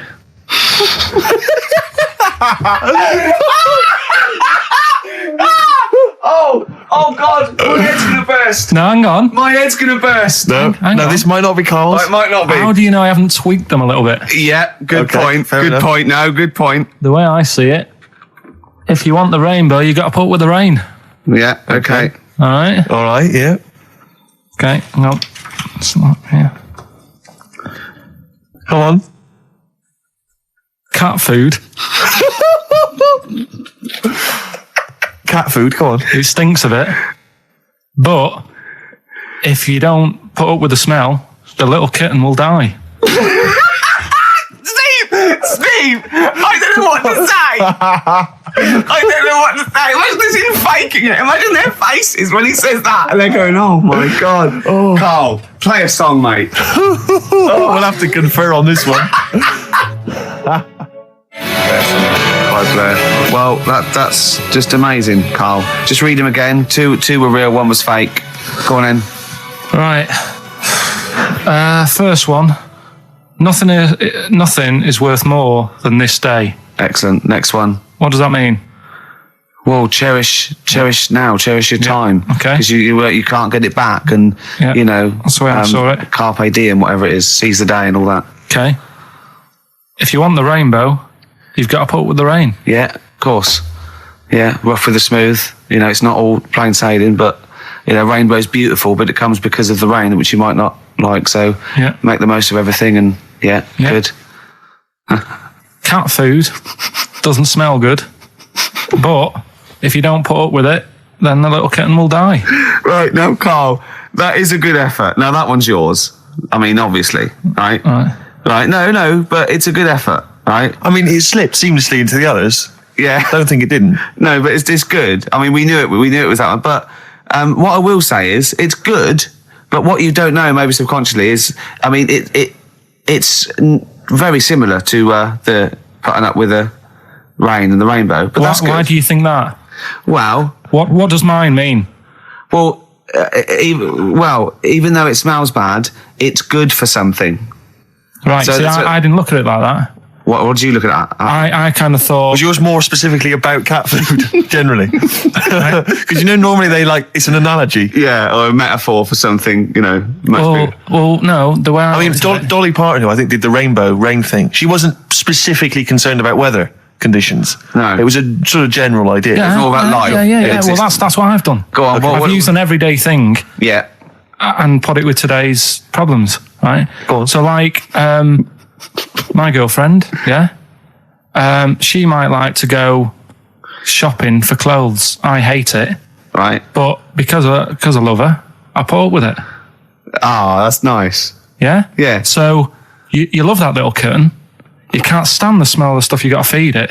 But because you love it, you go, well, I'll pull with this just for a few minutes and then I can, like, squeeze its head later and give it a little... Sorry. Can we go back? Stroke its head and stuff. All right. Yeah. Sorry, it was a bit of a slip, was it? Squeeze its little head. Yeah, well, that's just the thing that I do with cats. Put it in a bag and drown it in a lake. I can feed it and then I can throw it against the wall. Exactly. So you didn't see it like that, did you? No, that's very good. So it's about love, is it? It's about putting up with the bad things Yeah. for something you love. Yeah. Well, that's nice. But That's very- Carl, you seem now to be convinced and rather smug that you've tricked us and that you've fooled us and that we didn't understand it. Well, I say that's your fault, not ours. No, it's not, though. I mean, look, that man in Forrest Gump, he was a bit of a nutter. And he came up with the life is a box of chocolates thing. Yeah. Now, if that was in this book, you say, oh, yeah, brilliant, good bit of work. But if he was sat here doing the show with you, Yeah. you'd be taking the mickey out of him. Sometimes I feel he is. No, but Carl, I could. In fact, if people are out there, we're too lazy. Could you write down everything Carl's ever said? Because I think we could publish that. Yeah. He said one today. He saw my salamander. It's not a euphemism. He saw my salamander, and it's just sitting there in the tank. Your exotic pet. Yeah, and he's worried about there not being a lid on. And he said, I went, what are we worried about? He said, wow. He said it sits there for 24 hours a day, obviously planning to get out. Well, he's got nothing else on its mind. And it's the daft thing is, he has actually got the lid ripped up a little bit. Like, it's got nothing else to think about. And it'll be looking up there, and it's going to get out. But what's the worst that could happen? What's it thinking? What do you think it's thinking, this salamander? It's got its eye on the DVD player. I could have eaten me down the market. Well, Oh, God. are they dangerous? Can I just say something? they dangerous? I think the salamander's thinking exactly the same things as you. I mean, to look at you, you've got the same expression on your face. You know what I mean? You're dressed in green as well. You've got a little round sort of Hamburglar type head, like the salamander. Very similar. And yet I think you bonded with it, didn't you? Yeah, but I probably would have tried to get out, but my little paper round bag would just hang on the corner. Yeah. An honest mistake by the bravery on XFM 104.9. I'm Ricky Gervais, with me Stephen Merchant and Karl Pilkington, our producer. In inverted commas, heat put. Yeah. They know. How are you doing, all right, Karl? Yeah, didn't they also write something about me bald round head? Yes, perfectly round little bald man head, they said, so... Because you need to know that when you listen to the radio on that. Really matters what my hair's doing. Your hair, have you given it a little sort of polish? Because you look like a cue ball at the moment, and you've had a shaving it. I've never seen such a round head. It actually looks like a plate with ears. Yeah, well, for those that have never seen Carl, I actually, if you remember, I think he looks a little bit like Mr. Spoon from Button Moon. He does. If you've ever seen that show, and also he looks like, when they say they find with a little 4-foot human and it's actually 500,000 years old and they give it a name and it's the first Australopithecus into. He looks like one of them as well. Perfectly round little. He is the missing link. He looks half human, half monkey. Because he's got a slight slouch as well. So Yeah, it's I know, like yeah. those pictures where you see it going from an ape to a man. I He's one know. of those in the middle. Yeah, and of course his monkey hands, his hairy little wrist to those skinny little things that you can get oranges out of holes with, and it's unbelievable. Why are you so all shaved and polished and everything? Got a wedding. What? Got to go to a wedding today, so thought I'd, clean myself up a bit. Yeah. Shouldn't you be wearing a suit or something? No, I'll go home and put something on. Oh, okay. But, yeah, Suzanne said, make an effort. I sort of had a shave and that, and then I came out of the bathroom, she said, oh, your head looks a bit sort of eggish. She's right. She always worries about when I have a shave, because I just, That's your girlfriend, Carl. I know. Saying that. Just think, so don't worry about Heat saying it. And funny thing is, it's Boyd Hilton, I think, of Heat that wrote it. And he's got a little bald head. Yeah, no, don't slag him off. Yeah, but on the end of his review, does it say, written by Baldy Boyd? No, because it doesn't matter, it's a magazine. Don't worry about it. Looking forward to the wedding? A bit boring, isn't it? But you've got to do it. They're probably listening. Should we do a shot? No, it'll be a great day for them, but I know what will happen. Suzanne will see, all the fuss and that, and then she'll get ideas, and I'll have to let her down and all that. Why is it you don't want to get married again? I always forget. It's just, who's it for at the end of the day? I've been with Suzanne for 11 years, right? Sure. We're happy. Well, I am. That's what counts. You're never happy. I am. I'm all right. Yeah, no, you're happy with Suzanne and everything, but apart from that, you're never happy. You are the most grumpy, moany thing in the world. I mean, I get annoyed, but I'm always happy. I was annoyed here. I was happy coming here, but there was a bloke behind me walking and scuffing his feet. He had a pair of those stupid skulls on, and he was clicking and scuffing. Wear some shoes. You don't have to click. Pick your feet up. Flip-flops annoy me. But I'm happy. I'm just annoyed. You are just like, oh, the world's on me. It's rubbish, this. I know the world's great. It's just sometimes people annoy me by being there, But Steve said I should be locked in one of those towers that princesses used to be locked in the fairy towers, because everything annoys me. But you're grumpy. I'm not. I'm all right. Oh, right, okay, listen, we better play a record soon, but coming up, Steve, I went away with Carl. Okay, it was a little present from Jane. It was a golfing day, and I could take someone. Took Carl. It was a brilliant day, absolutely brilliant. But it ended with us sort of drinking and chatting, and me saying, "Right, I'm going to bed," because Carl said the most ridiculous thing he has ever said. Think of that. That's something. Oh, sometimes, Carl, I think you're on another planet. Here's the Only Ones. Another Girl, Another Planet by the Only Ones. What a song! Amazing. One of my favourite intros ever. Dr. Fox disagreed with me. His favourite ever was, I think, Money for Nothing, if I remember correctly. Interesting. Yeah, Another great tune. Yeah, another great tune. I'm not knocking him. If you'd like to let us know what your favourite intro of all time. That number again is over. Right.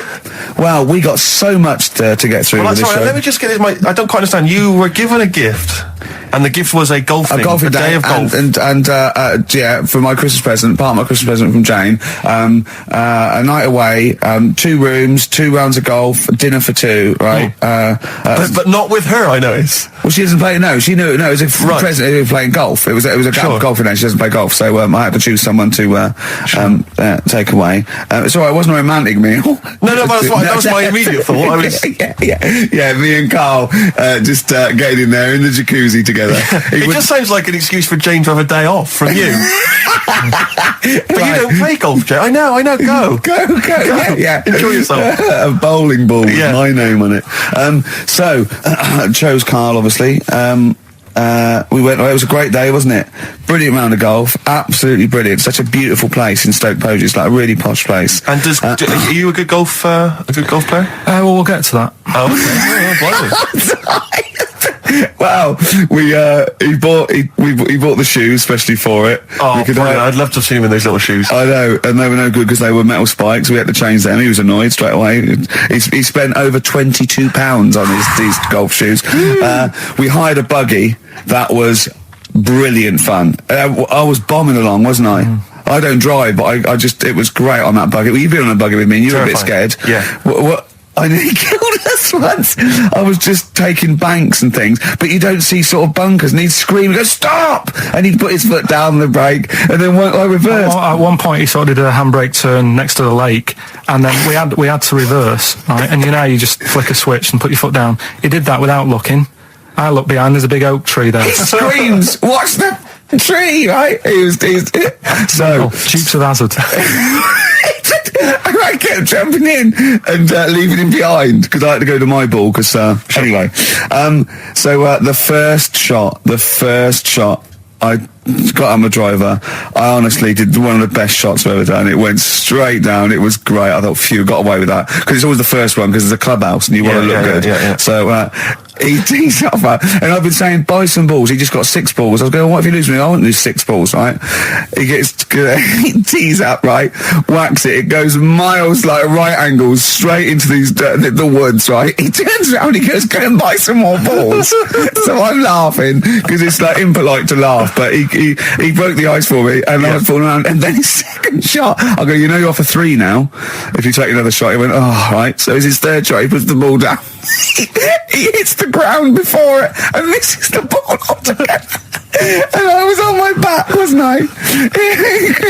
Unbelievable. Actually rolling about on his back. I was rolling about, and we were terrible. I went round 107, he went round in like 119 or something. Sure. It was just rubbish. How long did it take? 5 hours. Of course. And there was no one around, luckily. But it was fantastic. So then we go and have our meal. What annoys me, I said, right, I'll go for a run. He went, I'll have a bath. I said, I'll see you at 7:45. At 5 to 8, I have to call him. He's not ready, so he's let me down there. I can't stand lateness or laziness. You hate lateness. Yeah, and he's let me down. Do you know his excuse? He fell asleep in the bath because there was no light bulb. There's no light bulb in the bathroom. So instantly he fell asleep, and he was late. No, do you know what I mean though, Steve? If you're sort of like nice and warm and what have you, I was tired anyway. I've been stressed out for 4.5 hours, right? My life flashed in front of me a few times in that buggy. So it's all sort of wears you down a bit. I thought, right, I've got a headache. You're going for your run. I'm going to have a bath. I walk in, put the light on. For some reason it didn't come on, but I thought, it's all right. I'll just... doesn't matter. You can have a bath in It's summer, so it's light anyway. Well, there's no windows in the bathroom, so... So you were in the darkness? So I'm in the darkness. I nod off because I'm shattered. He calls up, hassling me. So I said, well, it doesn't normally take that long for me because, I haven't got, like, long hair. I've got a dryer and so I can sort of one wipe. Yeah, he's already 10 minutes late, though, when I called. Well, 10 minutes. 10 minutes. Late. This is late, this. Next. Doesn't matter. Dinner wasn't until 7:15, so we had, like, another 20 minutes anyway. So it doesn't really matter. Yeah, but we said 7:45. So he's calling up, hurry up. So I said, yeah, all right. So I get out and dry and like me tackle and what have you. Calls back again 30 seconds later. No, I don't. I don't like that. You're not going to do that, no. Give it a wipe. 30 seconds later, come on. So I end up going downstairs to the meal area, naked, with a wet shirt on and wet socks. I've got headache as it is. Meant to be a relaxing weekend. But anyway, so we have our meal, which is really nice. And then we're sitting in the bar. I'm having a cigar by the fire. Yeah. Like, we're having a rather nice Pinot Grigio. Yeah. He's there going, I've got an headache. Is this 1955 that you live in? I know. It's so right. We are knackered because he's not used to work. I've seen him moaning, falling asleep. He's not used to it at all. And you've been on your feet for over half an hour. Yeah, right. So we didn't even walk around the golf course. We had a buggy. Yeah. It wasn't even exercise. So we get onto conversations. Talking about he's asking me stuff about evolution. Tell me that. Why did the giraffe? What's that rubbish about the giraffe getting a long neck? I said, well, it didn't try and get a long neck. It was selected because anyway. I went into evolution for him, and he said, but why would evolution do that? I went, well, you think that evolution didn't do anything? There's not this consciousness, there's not this will that a giraffe has to stretch its neck to reach the leaves. One had a long enough neck to survive and pass it. He was going, yeah, but why did evolution... this isn't. But by the way, this isn't the most stupid thing. This is warming up. This is about 8:45. Right? He said, why didn't evolution make a giraffe good at carpentry so it could build a ladder? Right. Yeah. Okay. All right. Okay. So he's thinking around it. He's trying to pick holes in evolution. Yeah. We get on to, I said, well, things are, I said, we can see the speed of evolution in lower life forms like bacteria, viruses, they evolved. That's why soon we won't have an antibiotic that can kill some certain bacterial strains. And he said, and this is about 11:30, then I said, I'm going to bed, right? He said, in the future, they reckon that you'll be able to wake up and eat a yogurt you can have a chat with. I don't know what that means. Let's put a song on, right? And we'll come back to it. So you're going to explain that? Yeah. You've got an explanation? The Verve and Sonic on XFM 104.9. I'm Ricky Gervais, with me Steve Merchant and Karl Pilkington. So let's just get this right. What did Karl say? He's just specifically giving those words he again. said, they reckon, and I said, I'm going to bed. He went, no, really? I said, no, I'm going to bed, Karl. There's no point now, because it's just like you're talking gobbledygook. You know what I mean? I might as well talk to a pot plant. Yeah. He said, in the future, they reckon, I don't know who they are. Sure. I don't know, people who post things on the internet that he reads. I think the Telegraph. Anyway, complete the sentence. they reckon that in the future you'll be able to wake up. I love it. There's always a little scenario, an embellishment, like this little. Oh, hello, darling. It's your yogurt. Hello. You'll be able to wake up and eat a yogurt you can have a chat with. All right, well, thanks for that, Rick. I'm looking at you. I'm going to throw that over to Karl now. Right, it's when I was away on holiday, right? I don't normally buy the Telegraph because it's too big and that, innit? So, but they were giving it away for free on the plane, so I thought, Ding dong. might as well have it. Mm-hmm. And I saw a couple of things in it. I thought that would be interesting. I saw this thing about the future, and it was talking about evolution and what have you, right, which I always find weird, because I always think that maybe we've sort of done it wrong anyway. Do you know what I mean? I sometimes think By definition, evolution can't get things wrong. Things change, that it's not successful, it can't pass on its genetic material, but if you're around, it's working. If you're around, it's working. Slugs are as evolved as they need to be. Slugs are as evolved as you and Well, me. that's true enough. Yeah, no disrespect, but it works. It works. Sorry, they're but around. anyway, what's your point, Karl? no, I mean, I think we probably would have been better off staying as a fish. Just because there's more water than land, isn't there? Right. And you wouldn't drown. This is why I went to bed. No, I'm thinking of dozing off now. No, but do you know what I mean? From, what was it? It was talk. bacteria, it was fish, mermaid, man, onwards and what have you. So anyway. Oh God! No, There are a few knowledge gaps in your theory of evolution. All right, You generally got it right, though, so But I mean, basically, yeah, it went bacteria, fish, mermaid, man. What's next is the big question. So it was telling you all about this and what have you, and saying how, like, we shouldn't have interfered, because maybe if we wouldn't have invented planes and what have you, maybe we'd be able to fly and what have you, if we really needed to and stuff like that. Okay. So we've interfered with evolution, you see. Right. Well, then it was saying, well, what's the future got? Well, yes, in one way we have interfered with evolution. Yeah, the evolution of the human being in society is changing. It's no longer based on the strongest or the fittest, because medical science can keep us alive long enough.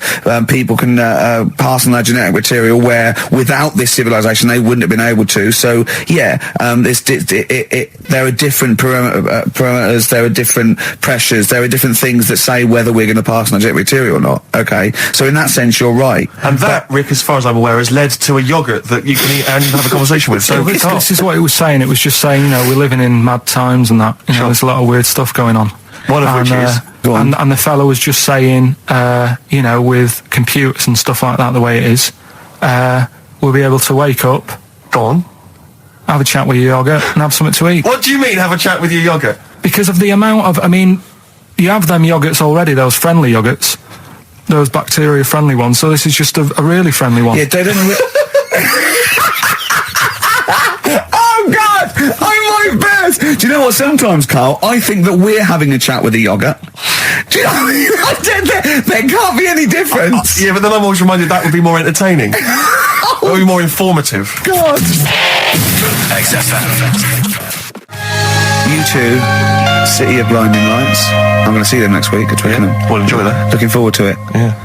Thanks again for letting me know about your... Old Nobbo Your and Edge and Yeah. all that.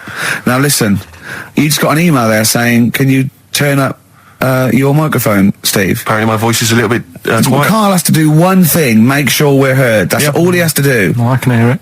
Sounds fine to me. Well, not to the listeners, and that's who we're trying to please. Well, Yeah. it's one person, so they can't hear Yes, but we've only got one listener. So if he's Yeah. not happy, we're buggered. You're allowed to say buggered. Not twice, certainly. Once could have been a mistake. Yeah. Twice, pointing it out is definitely, complaint material. Now, Carl, you haven't told us about your holiday yet. You were meant to do it last week and you didn't. You started on this, but we didn't have time because we had to do monkey news about a monkey who was a director who cared about lighting and stuff. Is there more monkey news this week? Is it as... okay. Is it real monkey news? Did it happen, or is it mostly embellishment in your round little head? It's proper stuff. Yeah. Okay. Good. proper So holiday. Where'd you go on holiday? Sardinia. Good. Yeah, it's all right. Yeah. Nice food and that. It's important, isn't it? Yeah. And nice beaches and what have you. Excellent. Always like a nice long beach to walk down. Yeah. But so we're having a nice walk, right? You know how nudists do me head in. Sure. Right. Not a problem though, is it? It's not like being scared of spiders where they might jump out under the kitchen sink at you. You know what I mean? It's not a big problem having your head done in by nudists. Yeah, but it just annoys me. It sort of ruins the day a little bit because it makes me feel uncomfortable. Right. Take your clothes off if you feel uncomfortable. It's much more relaxing. Yeah, but well, anyway, right. So I'm walking along the beach, right? Lovely long beach, what have you? You know, watching the sea, picking up shells and that. And what are you wearing? What's your natural beach club? When he says picking up shells, I imagine he's on all fours going, Yeah. like that, you know what I mean, looking at things. Just like washing his nuts in the sea to get them tasty. Yeah, going into the sea and then kind of shaking himself and all the water flows off. Yeah. I've just got, flip-flops on, pair of shorts, Some weird and noisy like flip-flops. a little light shirt. Sure. So anyway, walking along, and Suzanne goes, "Oh look," right? And there's this woman, German, I think, coming out of the. How can you tell she was German? Underarm hair? I'll get to it. Forget Okay. the underarm hair. She came out. It looked like she was smuggling seaweed. I'm going to burst! Oh, God! And the funny thing is, right? Smuggling seaweed! Oh, God! She was a bit hairy down there, was she? Mental. I felt bad because I hadn't had a shave for 2 days, right? Looked at her, it was ridiculous. She might as well have kept her trunks on. It was just like she was wearing furry trunks, right? So anyway, so I'm walking along. So, yeah, go on then. so Suzanne's like, "Oh, look," and I'm like, "Oh, not again," because every time we go away, there always seems to be one of these. Is she by herself, this woman? Well, the weird thing was, she was with her husband, right? Yeah. But he had shorts on. He was happy, right? But every time, because I walked past her, and he sort of ran off, because he's embarrassed. Do you know what I mean? There's nothing normal about it. What can he do? He can't go, "All right, mate," because he knows it's odd, right? How old was he? Sorry, how old was she? It's hard to tell when someone hasn't got clothes on. Do you know what I mean? They always look older, don't they, when they haven't got clothes on anyway. But I'd say she was about 40, 41. Okay, right.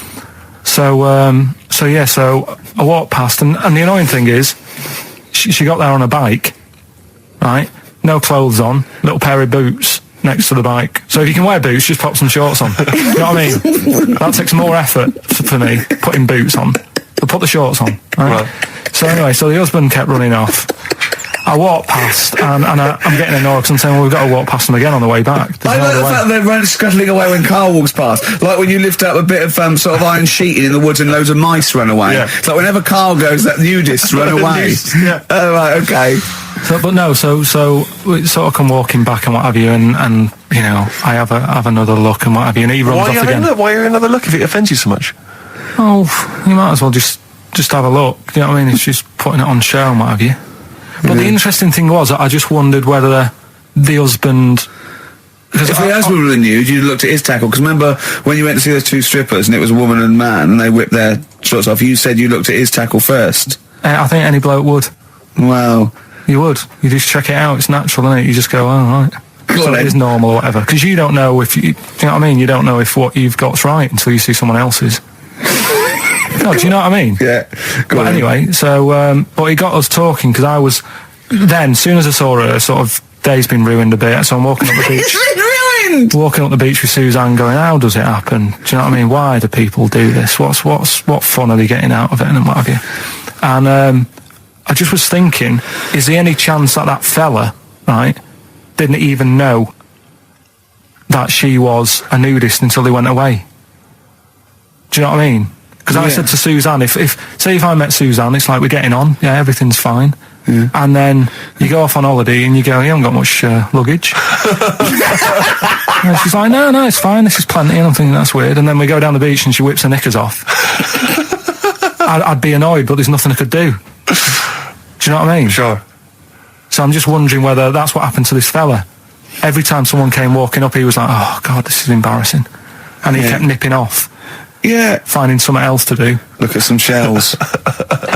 So I'm wondering, Rick, if at some point, maybe today or in future shows, we should get a nudist, one of those official nudist spokespeople, because all these nudist organisations, get them on the phone, justify themselves to Karl, because, in his mind, they are, what would you say, weirdos, freaks? I don't quite get it. I was reading something in one of the supplements last weekend, and some journalist went round to some, whatever you call it, some resort or whatever for nudes and that. And it's Were they playing volleyball? Well, the annoying thing was, bowls. Why is that annoying? Well, don't play a sport where you got to bend over.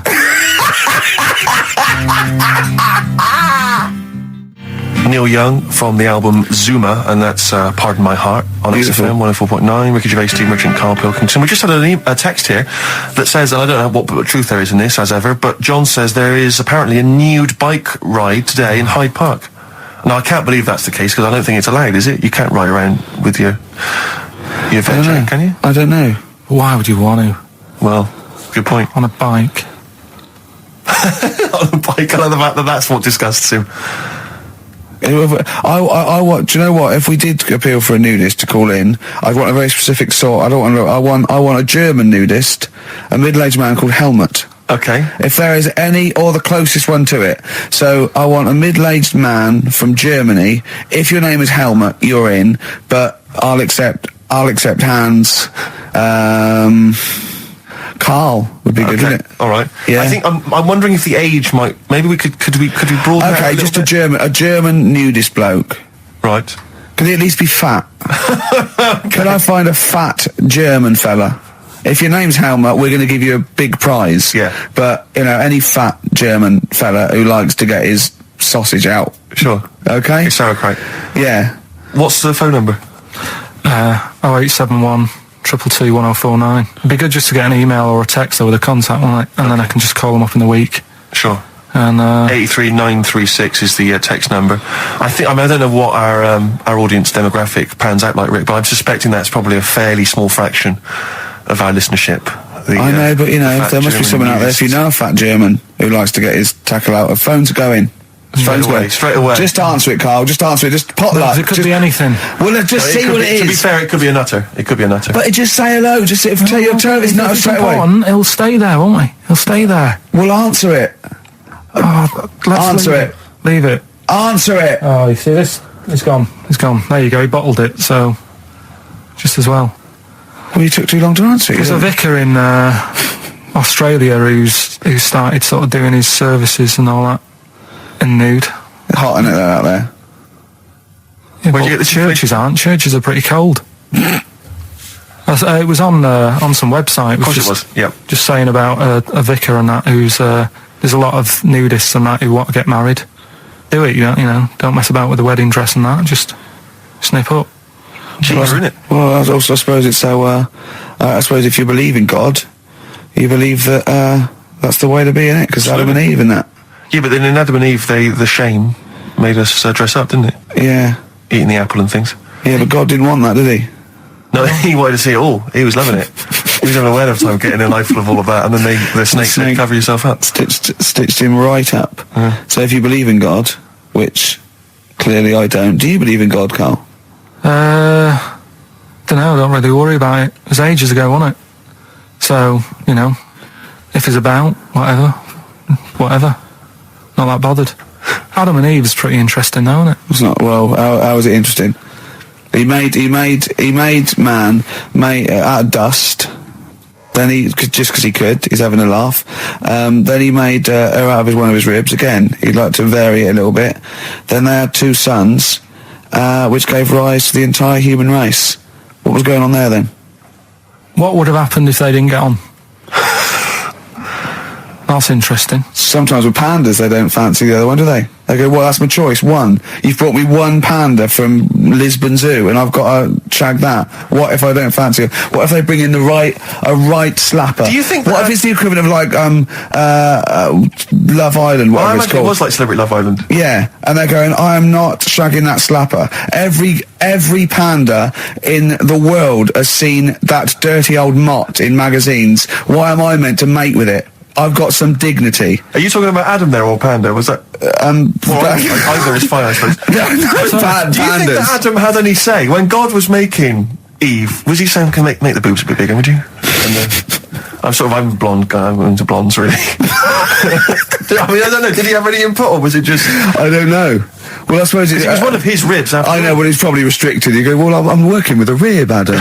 Give me a break. There's only so many things I can do. Well, he was probably in kind of intensive care, wasn't he? With the whole. They go, well, I can't just keep making the boobs and things bigger because their legs will get short. I don't mind short legs. Yeah, make the legs longer. I don't mind no legs. I don't mind no legs. As long as the boobs are sizable. I tell you what's weird though, Steve, right? Everyone's heard of, like, Adam and Eve, yeah?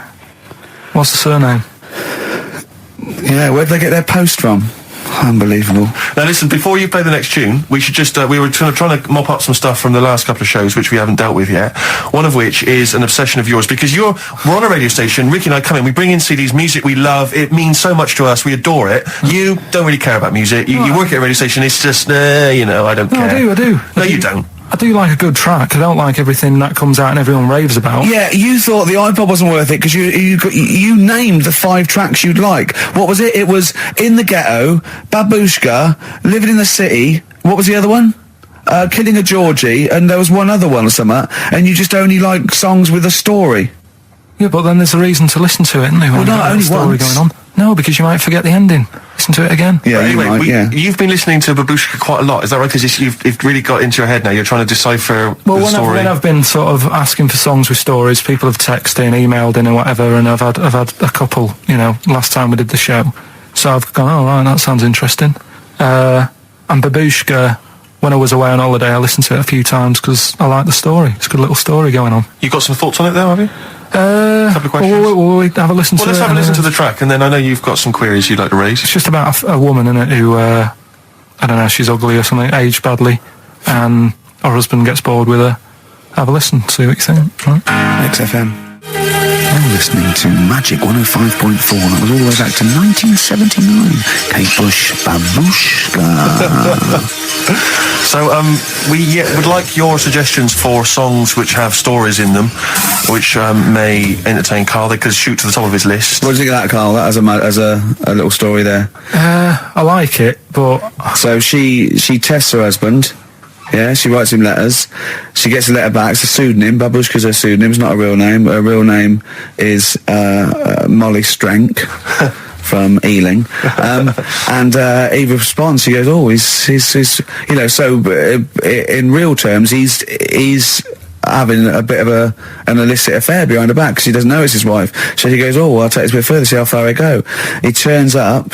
She turns up, he gets it on with her, and he's falling for her because she's acting like she used to act, But was he just playing along with it? Was he like, No, it's not, because they'd have said that in the song. They don't leave it up some to... people do that, don't they? Well, it wasn't. Kate Bush would have said, and by the way, he's playing along. She'd have given us a clue. He's not. He's fallen for it.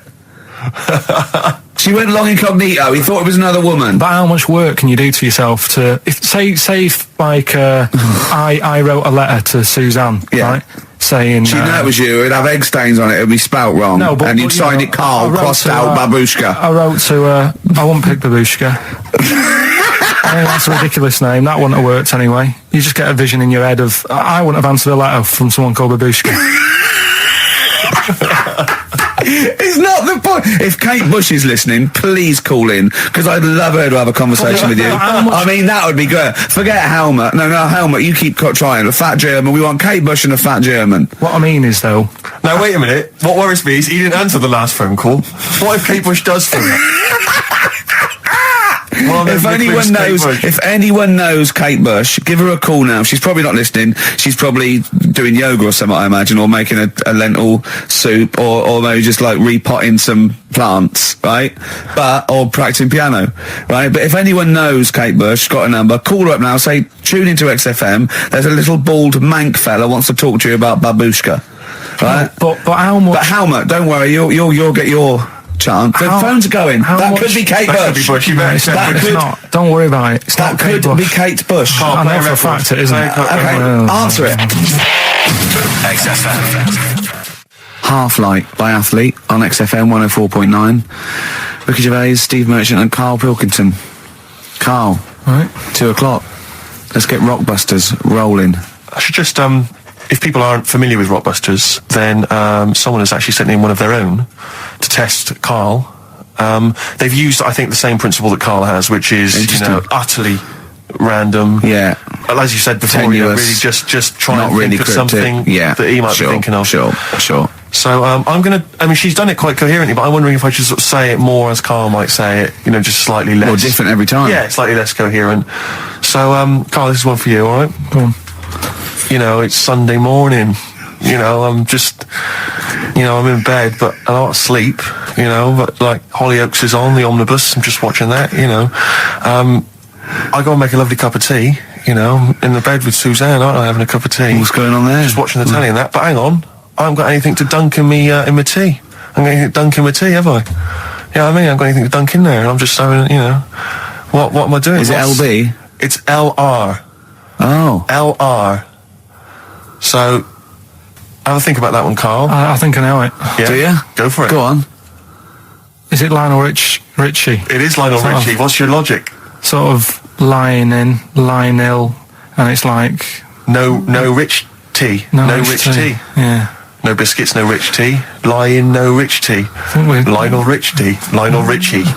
It works. We've It's done just one- as we've done one a coherent as bit one of like yours. it. What's that? We've done one a little bit like it. There's no wrong with that. I cannot So believe you got it. that's a You got it taster. instantly. I cannot believe you got it. I might not have got it without the initials, but that's why we chucked them in, just to help you along.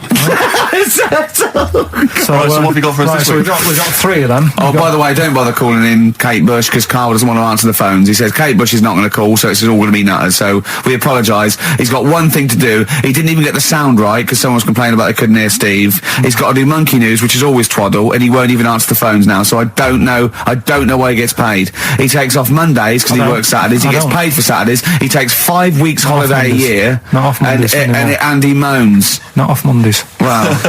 Right, What have you got for us? right then, the first one. There's a vehicle that sells kebabs. Right? There's a vehicle that sells kebabs. Initial B. Right? B. Right. Right? Have you worked that one out? Of course I haven't. Right, the second one. You're asked if you want that bit of the egg. You what? You're asked if you want that bit of the egg. You Yeah. think about it, but we sort of decide against it. And again? What's going on there? You're asked if you want that bit of the egg. You think about it, but you go, nah, I go against it. Right? I've got it. Is So it what's is the initials W or Y O? Yeah. Got it. Right, so... Okay. yeah. That one works. No, it doesn't. No, it doesn't. No, it doesn't. And the last one, I don't think this burger will catch on. I don't think this burger will catch on. Yeah, and the letter there is M. So you just text or email in with the answers and win some stuff. What have we got? We got some prizes. We got another box set of the League of Gentlemen. This is instant gratification, but you go into a draw for something bigger. So what have we got today? Yeah, well, today, this is what you're taking home today. You've got the League of Gentlemen, the complete collection on DVD. That's that's worth having, definitely. We've got Catterick, which is the current Vic and Bob show on BBC Two, which is good. The Aviator, the award-winning Leonardo DiCaprio and Martin Scorsese biopic, and once again, Ladder 49. We're giving that away again, are we? Yeah. Apparently we got. Did we get a job like those? We got loads of them. We got boxes of them, stacks of them. Oh, Yeah. excellent. So, Email in if you just want a copy of Ladder 49. I'm sure we could dig one out for you. yeah. Or phone in, because Karl does not answer the phones. Right. And remember, the winner goes forward into the chance to win the big prizes, the signed Homer drawing, the signed Nigel Tufnell poster. And you go to rickygervais.com and see Matt Groening actually drawing that to verify it. Bet Lloyd Cole Never anyone has it? Has it? Lloyd Cole, Impossible Girl on XFM 104.9. Wow. Rick, I'm just reading an email we've had, and it is indeed true. Scores of naked cyclists will be wheeling around London today in a mass protest against oil dependency. The World Naked Bike Ride will see the arresting sight of up to 200 daring riders bearing all in their cycle past some of the capital's most famous landmarks. Have they got to wear an helmet? Are they against wearing a helmet? Well, I think they're trying to make a statement, I would imagine. I don't know. Well, they don't have to wear a helmet. It's not law to wear a helmet on a bike, is it? It's for your own safety. It's sensible. You're right, yeah. Well, it's also sensible to just pop some pants on. Just pop some pants on. Are you going to be popping down there and cheering them on? I'm not going anywhere near it. What are they going against? What's the problem that's going on? Oil dependency. I think, generally we're consuming too much oil, aren't we, in the world, and it's going to run out one day, and we've not got any alternatives. Talking of campaigns and things and that, did you see Sir Bob on Jonathan Ross last night? Sir Bob Geldof. Sir Bob Geldof. Yeah. Are you going to walk to Edinburgh or sail to France, Carl? What do you think of all this? The G8? I think it's good that, he's doing some stuff for the world and what have you, but probably won't bother. No. Having a walk. What do you make of all this campaigning? He's dedicated his life to this now, hasn't he? Yeah. I mean, it's interesting. I was watching him last night, and I respect the man. I mean, he used to work here, didn't he? Did some shows and that. Mm-hmm. It's good. It's all right that he can do it, but I assume that's not why you respect him. I assume you respect him because he's trying to save a nation, as opposed to used to work in XFM for a while. yeah, I know. But I'm just saying it's good that he's given up a lot of his time to try and save the world and that. But there's a bit of me that's kind of like, is he wasting his time a bit? Right. Well, what do you mean wasting his time? Well, he tried it before, and No, wait. What he's trying to say is that the G8 are the I think the 7 most rich, wealthy nations in the world, and Russia, and they get together and they can wipe out the third world debt. I.e., they owe us billions and billions of pounds. They can't afford to pay it back. So he's going to say, let's wipe the slate clean and pledge, I think, a lot more aid and stuff to them, isn't it? Mm-hmm. So what do you think of that? but won't they just do it again? Right, what's you thinking? No, I just mean... I knew I had a little diamond in the rough here. I mean, obviously, I admit, I brought this up because I really wanted to know what Karl thought of it. Sure. Yeah, I had ulterior motives. It wasn't just for awareness, for the very worthy cause. It was because I know... Look at him looking at me. Look at him, he looks at me like a cat. Honestly, it's like there's nothing behind those eyes. Right, what do you mean? They're just going to run up the debt again, you think? Well, what I mean is, right, when I was a kid, right, and I wanted to go to the arcade, I'd borrow a quid off my mum, right, and she'd say, don't come back asking for more and what have you. But I'd have a go on a pinball machine or whatever, game on a fruity, and then go back, and she'd go, can I have some more money? And she goes, I gave you a quid before. And I go, I know, but I'm on holiday. And she goes, there you go then. And then I go off and do the same thing. I didn't go, no, I wasted the last one, I'm going to pop this in the bank. Right. So you think that's what's going to happen with... That's a nice metaphor. So what do you think happening there? Is the Africans are blowing it down the arcade? Instead of putting it towards a fishing rod, they're blowing it down the arcade. I'm trying to win a watch. Look, I've got 100 goals. I think this thing is dodgy. Yeah. I'm trying to win a fluffy toy. Bob's saying you're never going to get the Snoopy. You're never going to get the Snoopy. It's always going to fall out of the little claw It's before it rigged. gets to The the claw top. is not strong enough. Yeah. Do not waste it. No, Midge. Midge, you have to write a song. Write another song, mate. They've blown it down the arcade. Brilliant. So that's your genuine logic, is it? Well, I just don't know... if they put me in charge of it, I don't know what I'd do. I just think it's a... Could I just say that will never happen? No. Could I just say to London, Yeah. and anyone listening on Sleep Saturday, easy. yeah, don't worry. Karl is not going to be put in charge of G8. It's not going to be him, Blair, Chirac. That would be a joy if it were. That would be amazing. But anyway, so let's assume some alternate universe you are in charge. What would you do? Monkeys, obviously, it's like Planet of the Apes. What are you going to do? You're the only only person with opposable thumbs. What's your solution? We've done a lot of it, haven't we? We've sent money out there. We've sent them clothes and that. Yeah.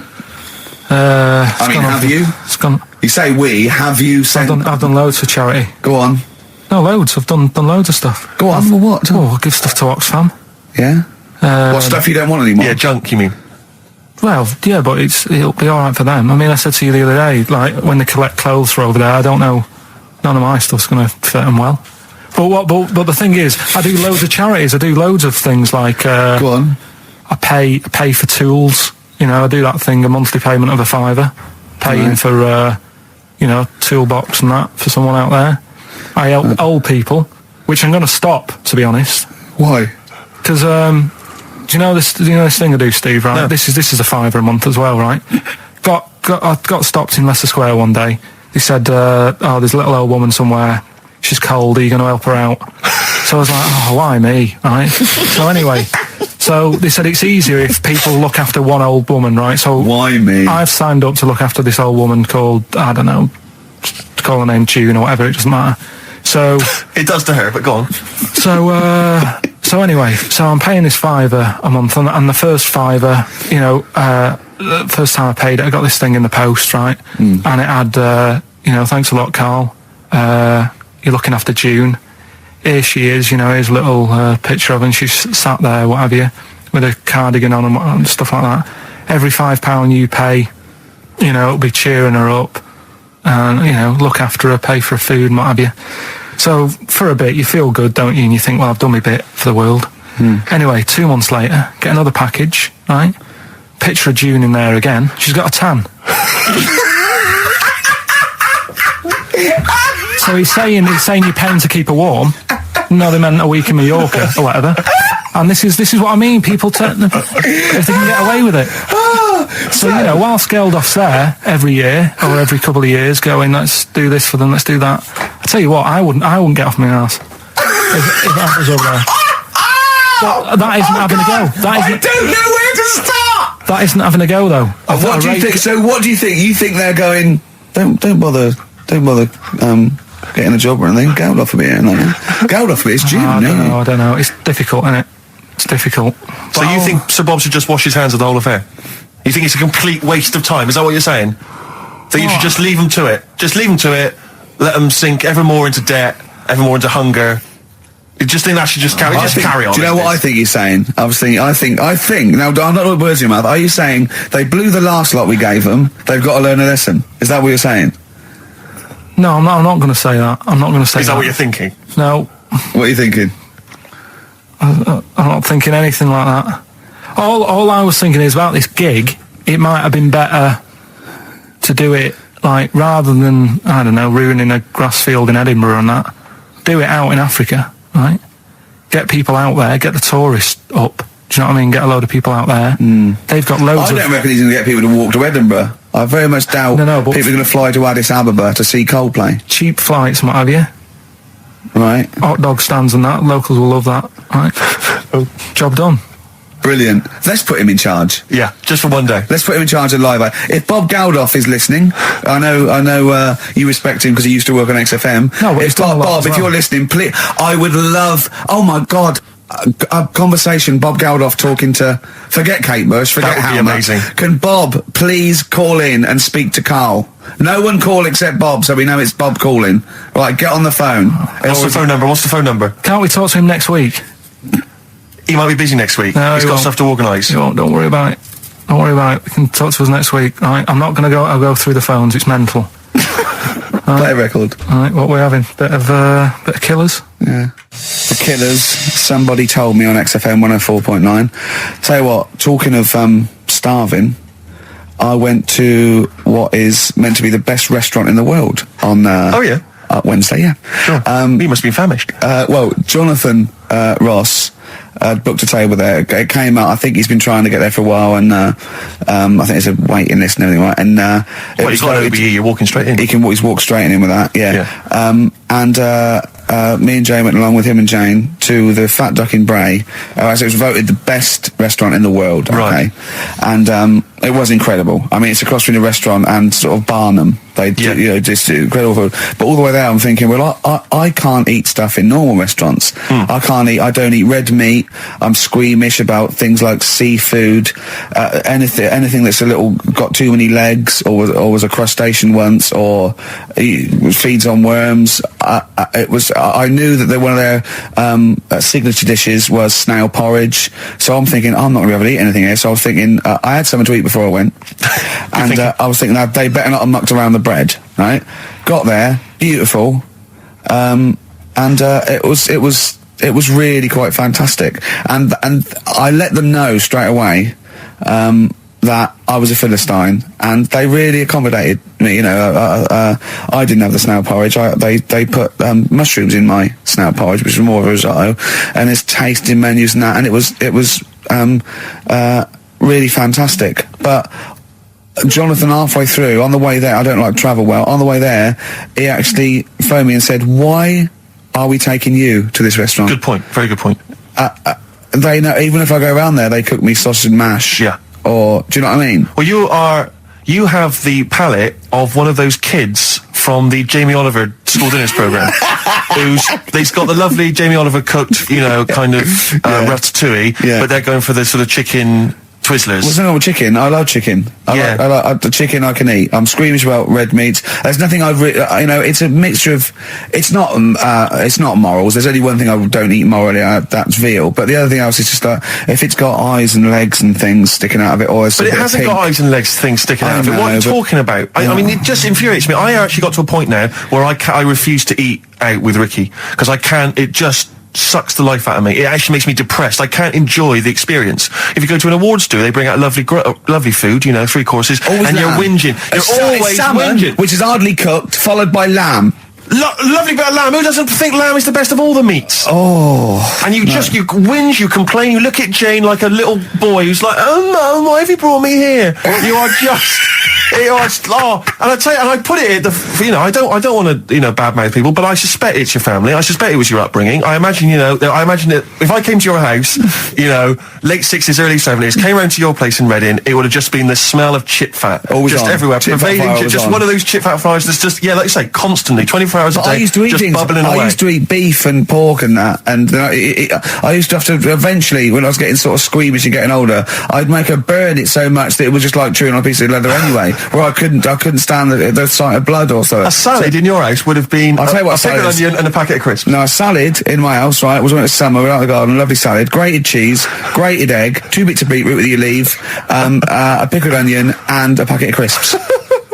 And that was a salad. But now, is that? Do you agree that is probably the reason why you've got this palate? And I don't even. It's not even a palate. That's too nice a word to use for it. I've got more squeamish as I've got older, because I say I used to eat beef and pork. What do you mean squeamish? I don't understand what you mean. Squeamish. If I suddenly think about it, I can eat like, you know, like, it has to be blasted. It has to be unrecognised to be an animal. You know what I mean? I mustn't see a bit of pink or a bit of fat. So if we were in biblical times, and you're there, and Jesus Christ has just fed 40,000 with some fishes and some loaves, you'd be going, "I'm not into the fish, JC." I say, take the head off, really cook it, take the skin off. I can see a bit of spine. And unless that bread is mighty white, I'm not interested. No.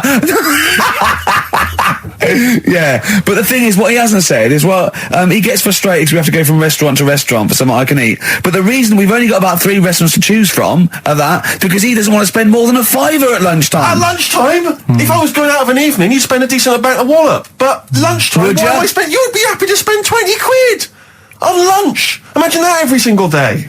There's no one out there who's eating lunch 20 quid a day on lunch. It's crazy. You don't need that much food at lunchtime because I don't know what happens. You go in there, you have some kind of, you know, Thai green curry for lunch. You're asleep by 1:30. We're trying to work. We're trying to write TV shows, and you're dozing off like one of those giant anacondas that's just eating a sheep and is slowly digesting it. It takes like 3 weeks. He doesn't eat Carl. He does not like the spare. He'll walk a mile out of his way to get a sandwich that's mostly bread that only costs $1.20. It's about value for money, Rick. That is all it's you about. Don't have to tell me. I remember Oh, come on, let's have having an argument over that 50p that time. I don't want to bring it back up again. Here's but- the situation, Carl. I lent you 50p, and you decided you weren't going to pay me back. It should be to my discretion if I say, don't worry about it, Carl. You should offer me the 50p, go, there's that 50p I owe you, and I'll go, don't worry about it, Carl. But you didn't even do that. No, it's the way that you were, like... I said, where's my 50p? You went, oh, you don't need that. That's not your decision to I have. didn't say that. I said, I don't think I've got it at the moment, or whatever. Rubbish. You're going through my pockets and that. Rubbish. 50p. Ridiculous. You've just given him a keg of beer for free, hadn't you? Well, let's not go over it again. I mean, I just think value for money is important. Like, now, okay, so for instance, in the morning, I have to get the tube, but you can get a travel card, zones 1 and 2, right? It's about £4.70, I think. But before 9:30, it's about £6.50. All right, and then at 9:30, when the clock, literally on the clock ticks over to 9:30, it's £4.70, right? Now, sometimes I'll get there, I'll be about 9:20. Now, you'd be saying to me, oh, just spend it. And I'm thinking, I've got 10 minutes. I'll perhaps read the paper, wait for it to click over to 9:30, and then I can get a cheaper ticket. Now, surely that makes sense. Surely that's logic. Don't you, I mean, if you were in that situation, Rick, if you were there, right, and you had, let's say you had 3 minutes to wait before 9:30, what would you do? Would you stand there and wait? No, because waiting to me is worse than It's anything. madness. It's I madness. can't stand queuing. I can't say, no, I'd pay, yeah. How long would it have to be before you'd wait? I If there was like a minute on the clock to go, would you wait? if they literally said, if you wait 30 seconds, I go, all right. Well, that is the case. That literally is the case. Okay, but not 10 minutes, no. What Not about you, worth it. Carl? I'd feel if it was 30 seconds, I'd feel flash going, I'd spend £3. But if it was like a couple of minutes, I go, oh, it doesn't matter. I just wouldn't. Madness. Yeah, Think about how that tots up over the years. amazing. Carl, What about what you, do you Carl? think? Would you do it? it depends, doesn't it, what your job is and that. If you're a doctor, you've got to get to, go and save someone or whatever. You can't say, oh, just give it 10 minutes. Depends. Depends on the situation. Depends. Most of the time, I've got to get in work early. I can't be hanging around till half But you don't 9. know, do you? I've got called him when I stuff was to do. filming. He was I've seen him do one day, right? I've seen him for one whole day. He went away. He fell asleep at 7:45 in the bath because he was knackered. So he has 5 weeks holiday a year. He's taking the piss. XFM. Feeder, pushing the senses. Quite a food-related sort of show, isn't it? It is. Feeder. Thinking of gluttony, did you see in, I think it was Heat magazine, it was former Pop Idol winner Michelle McManus. Oh, yeah. She's lost a lot of weight. Oh yeah, she's And, lost 5 stone, hasn't she? Please see that the headline was, I used to eat 12 packets of Doritos a night. At night. 12 packets of Doritos. I just like the idea that you got to 11 packets, and you're thinking, One more, do still a it. bit peckish. One more will do it. Yeah. yeah. Oh, I should have... Unbelievable. But someone sent in a couple of odds and ends news stories, they've gleaned off the web. And apparently Britain's fattest family have shed 23 stone. One of them died. Between the 5 of them, oh, come on. Between the 5 of them, the Phillips family from Worcester weighed more than 100 stone. Jesus. Well, how many are there, though? They spent 5 of them, and they spent £300 a week on food. An evening meal consisted of an all-you-can-eat Chinese buffet and another ice cream stop at McDonald's. The mum, she was generally happy, like Carl is, but she said she used to get upset when she couldn't buy clothes for her kids because the shops didn't stock anything above XXXXXL. It says here, it says Mitchell, 13, was the heaviest of the 3, weighing at 27 stone. By the age of 4, he was Britain's fattest toddler, weighing 10 stone. Is that competition still going? He broke 5 bikes. He broke 5 bikes by buckling the wheels. Oh, that's I know you're always embarrassing, kind of isn't it? fat kids, Carl. Chasing an ice cream van. Yeah. But the bike just fell apart. Yeah. Who Wow. knows? Maybe now he's on that nude bike ride, because he's lost some weight. Oh, that would be painful, That- wouldn't that it? would If be one of them extraordinary. buckles. Yeah. Well, I've got another food-related item here. Now, Carl, I got a little email via my agent sent from someone here. Okay, so sent from someone at XFM. Okay, and I won't say it was. She just said, I thought this might be good for Ricky to use on Saturday, and obviously what happened is Suzanne has sent you an email in the week. It was Wednesday. And you've returned it, but I think you've returned it to the wrong email address. You returned it to someone here who, of course, immediately forwarded it to my agent for ridicule on the show. Don't panic. It's nothing that bad. Okay. It's an email from Suzanne talking about your tea that night. Was Suzanne out on Wednesday night? Was the an England game, something? Yeah. So you were alone. You were home alone, were you, Wednesday night? Yeah. Did you enjoy your meal? Was it a quiche? Go on. Right. From Suzanne to Carl. Take the quiche and put it on the baking tray. Cook for 30 minutes on 190. Take lettuce and put on plate. Take 3 tomatoes, wash and chop into quarters. Place on lettuce. Take an avocado, chop in half. Remove the stone. Peel skin and slice. Place on salad. Put salt and pepper on and a dribble of olive and balsamic vinegar dressing. Right? In brackets, small bottle behind the cafetiere. Right, in case he's reaching for bleach. Yeah. That's it. Just put everything else away. Right? Then sprinkle a smidge of parmesan on top. Remove quiche from oven, cut into quarters and put on plate. Eat. Oh, wow. Does she have to do that Look at his every single face. time? She's like, No, it's just that I'm not that good at cooking, right? And to be honest, that was a lot of hard work. I didn't bother warming it up. And I did without the avocado. Why? Too much messing about. He didn't even do that with instructions. It was too much. But Oh. yeah, I'm not that good at cooking. And did you that's not cooking though, is it, Carl? That's heating up a slicing. quiche. That's cooking it is making the quiche. Yeah, but I'm just. Could you have figured that out if she hadn't left that note for you? Why did she have to tell you what the olive oil and balsamic vinegar was? Because I've put sort of cooking oil on my food once, and I said, oh, it's a bit. It's ever since, right? Years ago. I'm gonna die. Years ago, leaving Mr. Magoo at home. It was ever since I put sausages in the toaster that. What do you mean? I nearly set the What do flat on you fire. mean? Because do you know, like when you're grilling food in a pan and all that? Yeah. Sort of sausages spit and it goes everywhere, doesn't it? And it makes everywhere greasy. In the toaster. So I thought, well, just want to warm them up. Yeah. Bung them in the toaster. Yeah. What And happened? she sort of caught. Well, They got she stuck and they sort of caught on fire. I imagine. She came in just as I was sort of plunging it, and Marty came in from work. Said, "What are you doing? I said, I'm in sausages." Well, the oven isn't on. I know they're in here. What, you turn it off? Panicking and that. But I've never been into it. I've never been into cooking and that. At school and stuff, I didn't bother doing it. Oh, every time Suzanne comes home, she must think, please be the house still there. Yeah. Please not let me hear a fire engine as I come round this corner. Oh, God. She comes and goes, oh, God, thank God. I bet she's always happy to see you when she gets home and you haven't burnt the place down or introduced some howler monkeys or something. Unbelievable. What I find extraordinary is there are people who are in sort of care in the community who don't need instructions No. on how to prepare food. Oh, they do. They can do it. Yeah, you show them once. Yeah, they and they've learned do. Whatever you do, don't put sausages in the toaster, Johnny. Do you know what I mean? Yeah, and they've don't- learned it. They don't put sausages in the toaster. Yeah. What did they put their fingers in? But, yeah. Are we doing Rockbusters answer? It's what London's waiting I'll tell you for. what, we'll play a song and then do Why Rockbusters, not? Yeah. It's worth waiting Plus, for. have we still got Monkey News to come? Yeah. Oh. Roxy Music with the old Dylan classic Hard Rains on XFM 104.9. Mixing it up, just mixing it up, Oh, mixing and yes, matching. very We've got rock Neil stuff. Young, we've got a bit of Roxy Music, we don't care, do They're all we? right up, bang up to date with some of the latest tracks from Feeder and the like, so... Yeah, big time. But it's what we're waiting for, is the Rockbusters answers. That's right. Right. Okay, give us the clue, give us the answer. Right then. First one. Hurry up, was- because we haven't got long for Monkey News. Don't worry about it. Don't worry about it. First one. There's a vehicle over there that's Changed? selling kebabs. Oh, it's changed, go on. Initial D. Yeah, what is it? That was Donovan. Okay. All right, yeah, okay. Yeah. That Good. works. I'll give you that. Yeah. Second That's a one. real clue. Well, they got it, like they always do, so they're always real clues.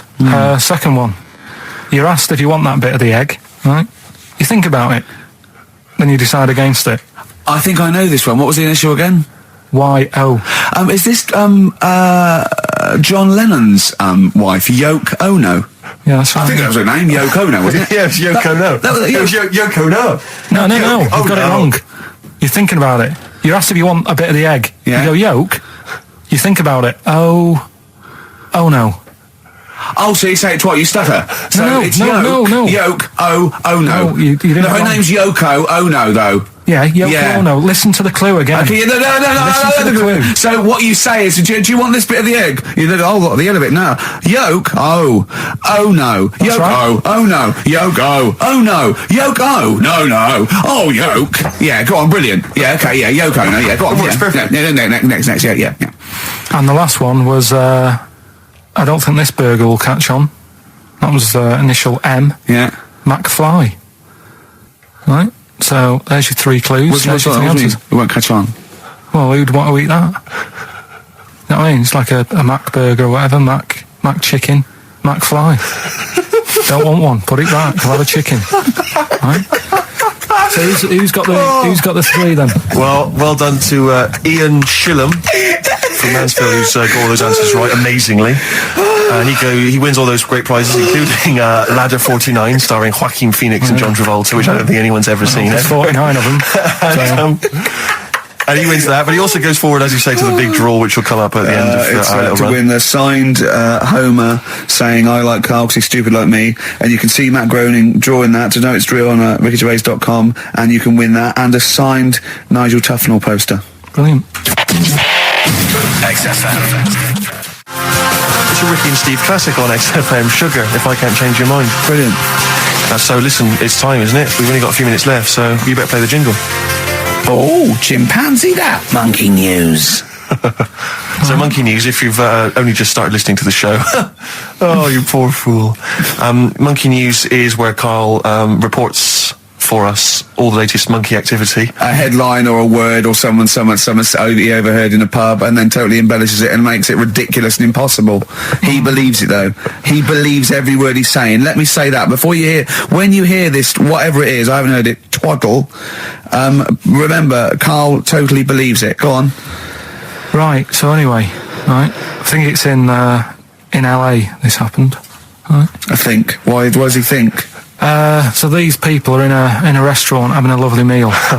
Is one of them short and hairy, but it goes, totally covers from top to bottom in a spacesuit, so he didn't know it was a monkey? It's not one of the customers, one of the waiters? So they're having a lovely dinner, probably one of the best sort of dinners they've had, right? Yeah. So the waiter comes over, and it's like, can we just say that I had a lovely meal and that? Right, it's the chef. Because it is. Can we see the chef? Yeah. So can we just, see the guy who cooked it? Of course. Yeah. Short fella, hairy. So the Wearing a waiter said, to be balaclava? honest, the waiter said, look, he's busy, he's got meals to cook and what have you. He hasn't really got time. He said, only take a minute. He said, no, I prefer, So this is a restaurant in LA that serves brilliant food. I'll pass your message on and what have you, right? So, So he sends for Monkey POI. So it's a bit odd. Anyway. So they go out, right? They go out to the car and they notice the kitchen door's open. Yeah, right? yeah, of course they do, because they're going to discover something that I don't know. So they're going to discover. Just out of interest, where did this chef train before we see him or reveal, what he might look like or like to eat? So anyway, so they pop their head in and think we'll just nip in and go, love fruit salad or whatever. Yeah. So they stick their head in. We better see the human chef. You never guess what? Go on. Monkey stood on a chair, right, cooking veg.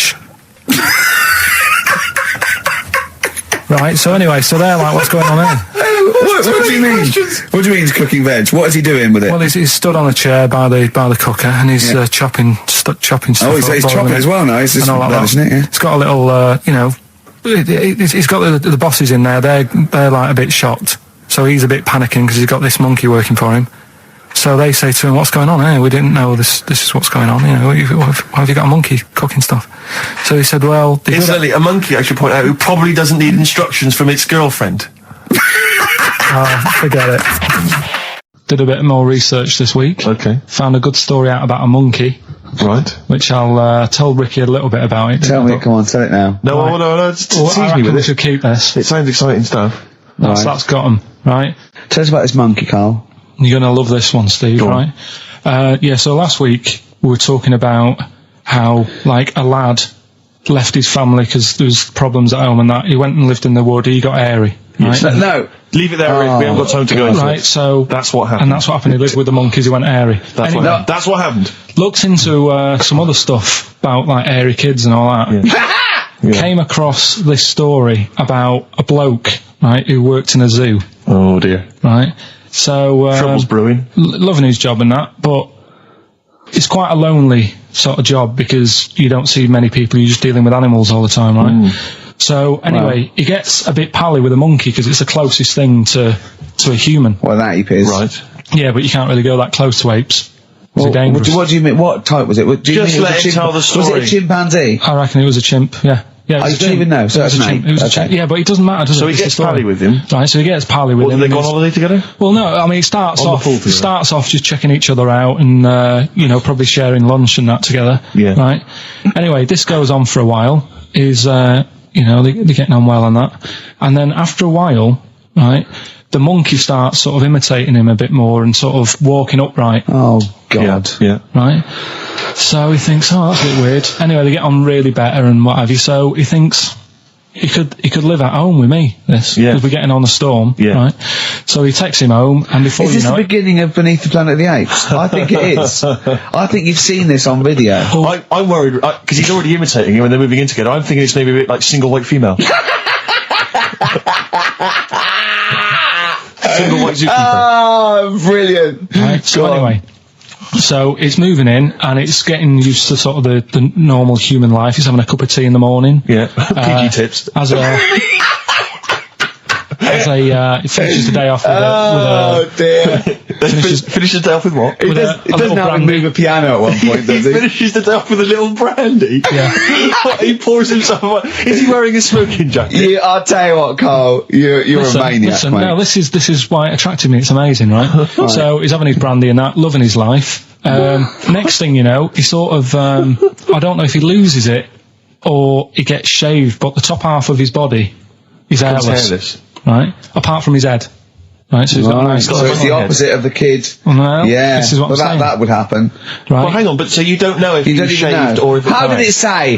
Then the hairless. What? I'll bring it in for you, the story, and then you All right, can well, see if okay, I've keep gone it- wrong. keep going, keep So going. anyway, so this is going on, and he's having a great life. Then the zookeeper starts getting a bit annoyed because he's having a better life than the zookeeper. The zookeeper's in the This zoo. is such So the rubbish. zookeeper's still got to do a day's work. The monkey's at home, he's partying, Well, he's it got gets his to a other point when he chipmates says, around. there's no point you coming in to the zoo, because the whole reason of you being there was because you're being kept there. Right. And he didn't want to bring the memories back, so he said, you stay at home. So You are you're talking such. Just let him finish. God, I don't know if I can sit here and listen to this drivel. I'm fascinated. it's It nearly sounds over anyway, amazing. right? It sounds extraordinary, Carl. So he's walking up right, he's having a tea in the morning, finishing the day off with brandy. Gets a bit out of hand, only tries it on with the zookeeper's wife.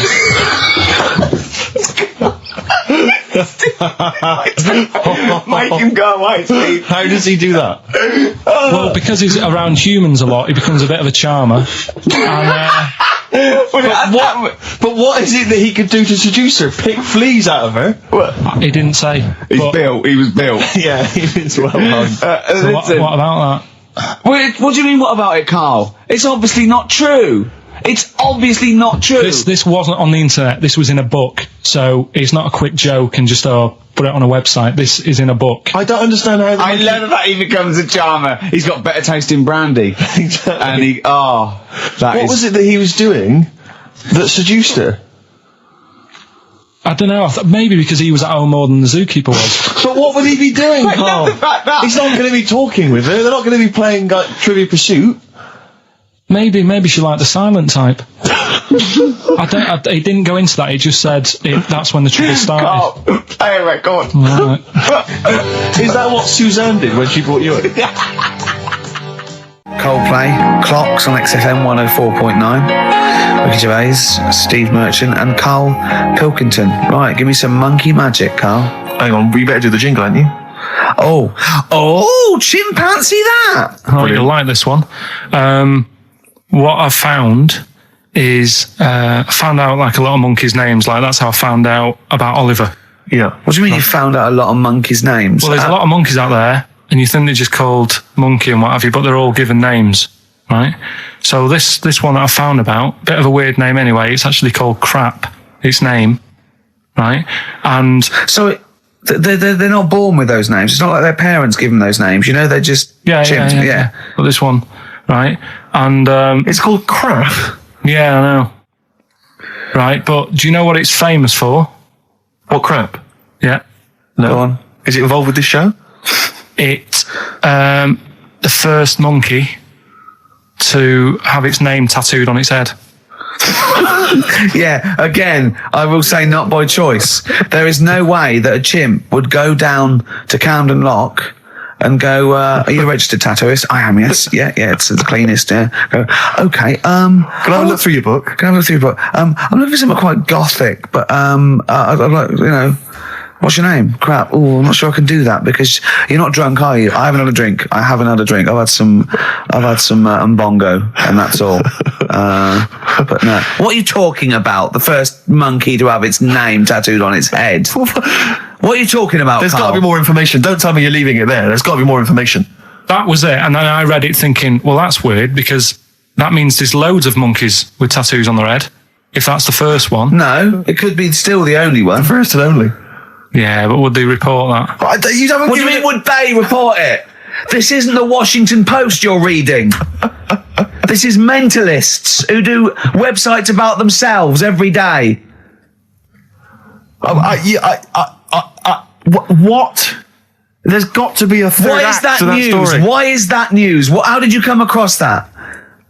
Well, First nut monkey with tattoo head. I mean, what are you talking about? But why did it have its name tattooed on its head? No, it didn't say that. I mean, yeah, I know, it's mad. But he didn't say why. Was that enough for you, though? Did you feel satisfied having read that? Did you not have other questions? There's no way that is in the Guinness Book of Records. There's no way that is cited in the Guinness Book of Records. I just read it as like, what a weird name for a monkey. And then, ooh, you won't have that on your head. What would be a good name for a monkey? I don't know, anything but that, really. Yeah. Dave. Ted. But what do you think of that then? Well, I don't know what to think about it because I don't know what you're telling me. I don't know that it's news. I don't know that it's true. I mean, I don't know where to start with that. Is that all you found? You found something about a I'll monkey? tell you, right, when I was searching for stuff on monkeys, right, Yeah. I was searching around like I always do, finding information, right? Yeah. And found out, are you aware of the Iceman?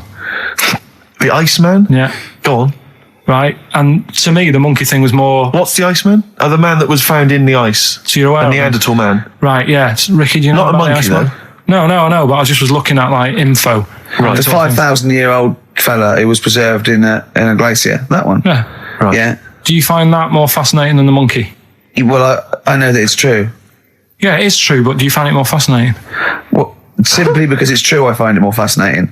I can't act on if someone anything that's true is more fascinating. But you see, what I get from the monkey thing, you Yeah. go, oh, I wonder if it was happy about that. And But you accept it straight away. You accept that is true and interesting, and I don't know what that is. I mean, to me, it sounds like a bit of cruelty towards animals. yeah. You know, Because I mean, if that's true, it's disgusting to tattoo a monkey's head. It's disgusting. yeah. Do you know what I mean? Yeah. There's no way. That's what I'm saying. It doesn't do it. If a monkey, if they reported that a monkey went in and got a tattoo and chose it itself and then was riding a Harley Davidson down Canada, I'd go, that is incredible. But I'd really want to see it on the news, and it mustn't be anywhere near the 1st of April. You know what I mean? I think you've just blown next week's.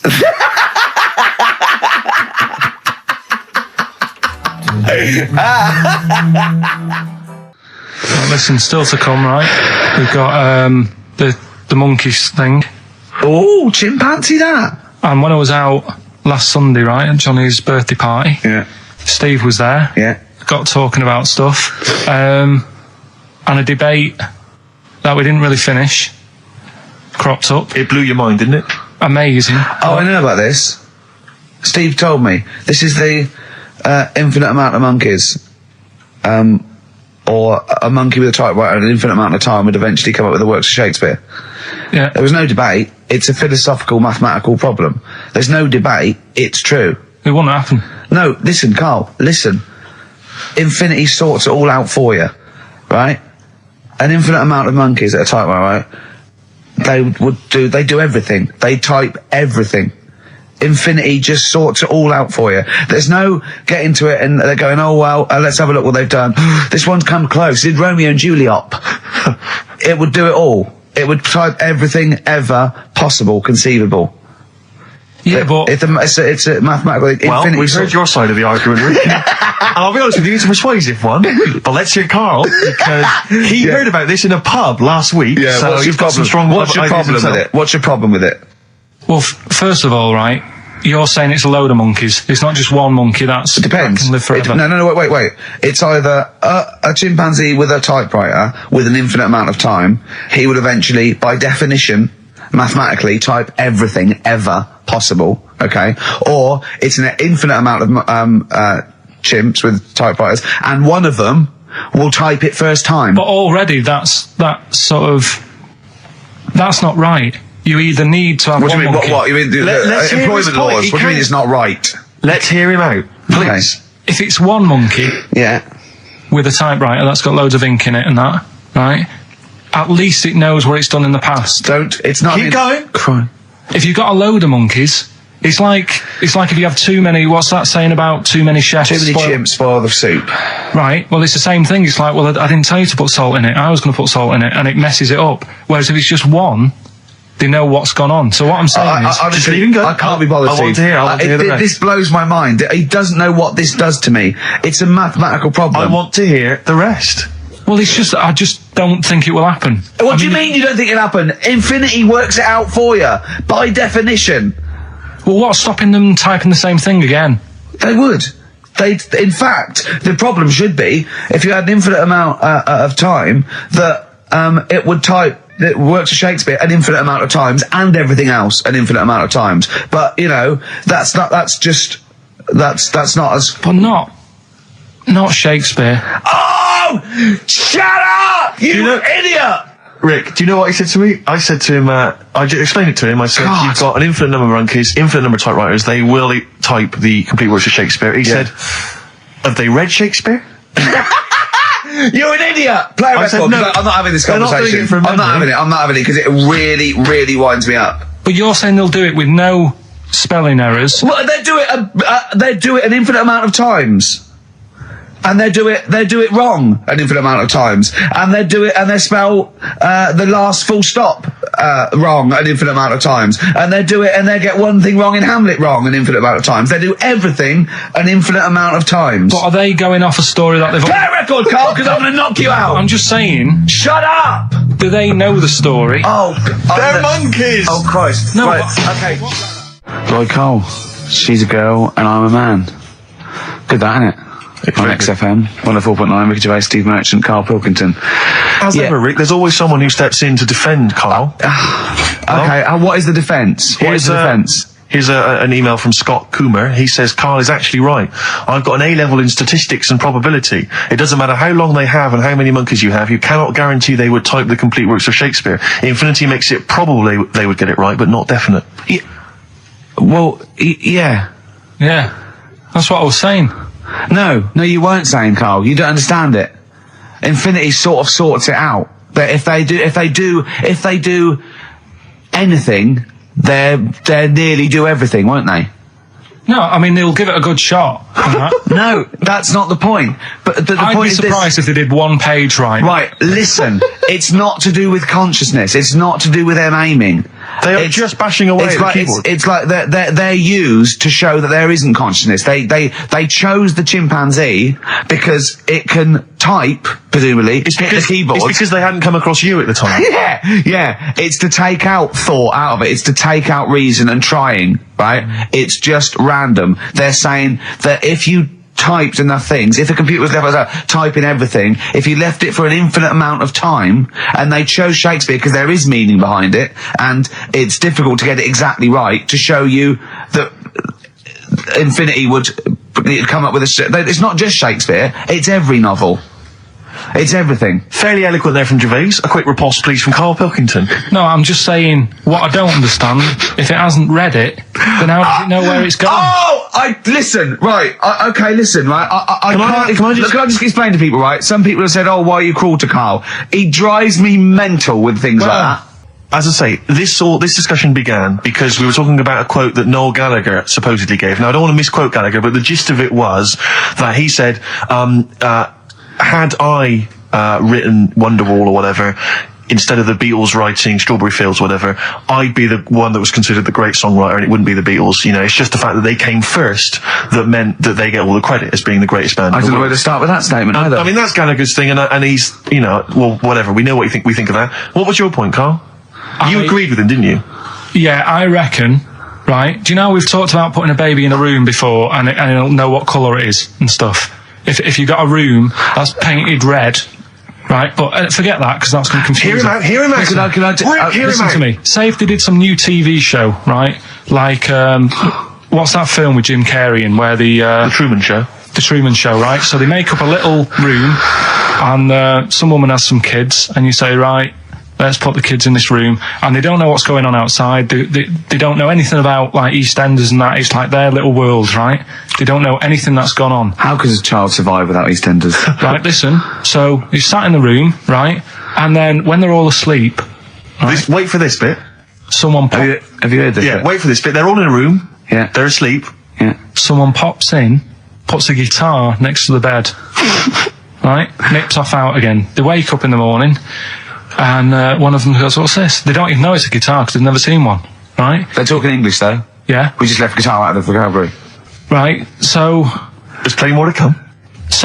one of them will pick it up and they'll go, "I don't know what it is," and they'll start strumming. They'll go, "That sounds good, doesn't it?" Give them a few weeks, they could come up with "Hey Jude." Whereas, type in Shakespeare, a monkey that can't even spell. I see that. Can't answer it. I might come with you, Rick, if that's all right. We've got to sort out that Christmas special as well. Yeah, no, sure. I see that. I'm shooting off then as well. Cheers, Carl. Go on, he's getting all stressed because I screamed. Sparky's Dream, Teenage Fan Club. I'll tell you, I'm sick of the screaming, Rick. I'm sick of that. I mean, no wonder Carl hates you, and that is the word I don't use often, but he does, and I've spoken to him in the past, and he loathes you. Monkey news. Give us one of the screams so the audience at home gets to taste it. I'm taking my headphones off. No, I'm not going to scream. Go on, let's see what... Right, That come wasn't on. what you were doing. Was it worse than that? Yes! Right, come on, monkey news. It's not called Monkey News. Chimpanzee, we're not going to pack all the monkey stuff in. We've got a quarter of an hour. What other show can say that? Yeah. We're not going to pack in all the monkey news. We've got 15 minutes where we can't get all the monkey information in. Right, come on. Well, you're going to love this one. Go on. Let's have the jingle. Oh, chimpanzee that! Right. I don't know how recent this was, Oh, God. 17th century? but it happened in Hackney, right? If you're outside London, that's in a place in London. And it's this monkey that's going about Hackney, nicking DVDs. Even the monkey didn't go for videos. Even the monkey knew, well, there's no point getting on VHS. Roger on VHS. You're having it. Throw it back. Right, and there's a girl called Lisa who works in our office here, right, and I mentioned it to her because she lives in Hackney. I said, you familiar with this? And she said, oh, I remember something about it, which annoyed me. The fact that a monkey's running riot, but she didn't know the full story, and she lives there. What do you mean a monkey? Do you mean a chimpanzee? Or a monkey? I don't know, is he a zoo in Hackney? Is he a zoo there? I don't know what sort it was, but it was like... Is there a zoo in Hackney? I don't know, that's what I was asking. So, Right, get on with the story. So anyway, yeah, it's been robbing stuff, and the other bit that really puzzled me, right, is the fact that And you're not easily puzzled by monkey news? they took fingerprints. What do you think about that? Well, they took fingerprints, presumably because they didn't know it was a monkey to start with. No, they did. They saw it, nicking stuff, and they said, get fingerprints. So that means there's more than just one doing it. I'm going to have a heart. He had to fax them to Interpol. Yeah. We know that is, yeah. It's Brian the monkey. Yeah. Yeah. So Sorry, I don't understand. He was stealing DVDs, specifically DVDs. DVDs, I think it said watches and stuff. What, breaking into homes? Yeah, in Hackney. Maybe. Are you sure it wasn't a kid with a mask on? No, seriously. How was he breaking into homes? Be good Up the drain pipe. They're good, aren't they? They're good, aren't they? But how would they do So that? is that the news? Well, that's how much do you want Is that monkey news? for this week? Well, I don't know that it's true. Again, I've got nothing to... There was other stuff. There was another story that I found about a monkey, but I would like to know from someone in Hackney if... Do you know what I mean? and I missed that one on Crime Watch, which would have been good, right? But there was another story about one that kept getting on buses, not paying its fare, and just sat in a corner reading the paper. Reading the paper, Carl. You're an idiot. Well, that wasn't in London. You're an idiot. That was in America. It wouldn't read the paper. Why would it read the paper? Because it was its way of sort of going, oh, well, if I'm reading something, maybe the inspector... The inspector won't notice my hairy hands. Oh, Carl, you're such a fool! Well, Pilkington. Karl We've just had a news flash that an infinite number of monkeys in Hackney and an infinite number of typewriters. Yeah. We don't know what for. At this stage, we've got no more information. And they've taken back an infinite amount of graduate on the video. This is rubbish. Did you watch the monkey programme last night? You told us to watch the monkey programme. We all stayed and watched the monkey programme. Alright, wasn't it? What's rubbish, wasn't it? Obviously not half chimp, half human. Well, I mean, they missed out a lot of the interesting bits. They didn't have any interesting bits. Those are bits that you made up to make it more interesting. The bits that I told you about 3 months ago before they decided to make the programme. Yeah. What were the bits that you came up with? Well, they missed out the bits about, the zookeeper. Right, there wasn't a zookeeper. Yeah, go on. Well, there was, but they left that bit out. Well, okay, fine. And they left out the bit where it ran from there in 1975. In terms of those that did research, they actually went and filmed it. You read it on the internet. Yeah. Yeah. Chances are you're the one with the facts wrong. Yeah, I think they also left out the bit when it jumped over 3 double-decker buses on a motorbike. On Evel Knievel's motorbike. Yeah.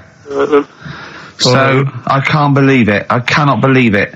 Not only do you not bother turning up, but you turn off the radio and start watching football. Yeah, I turned it off, but I've recorded it. I'll listen back later and sort of... Well, what good is that? Sort of, I like to keep it in shape and that. I'll have a word next week. Alright.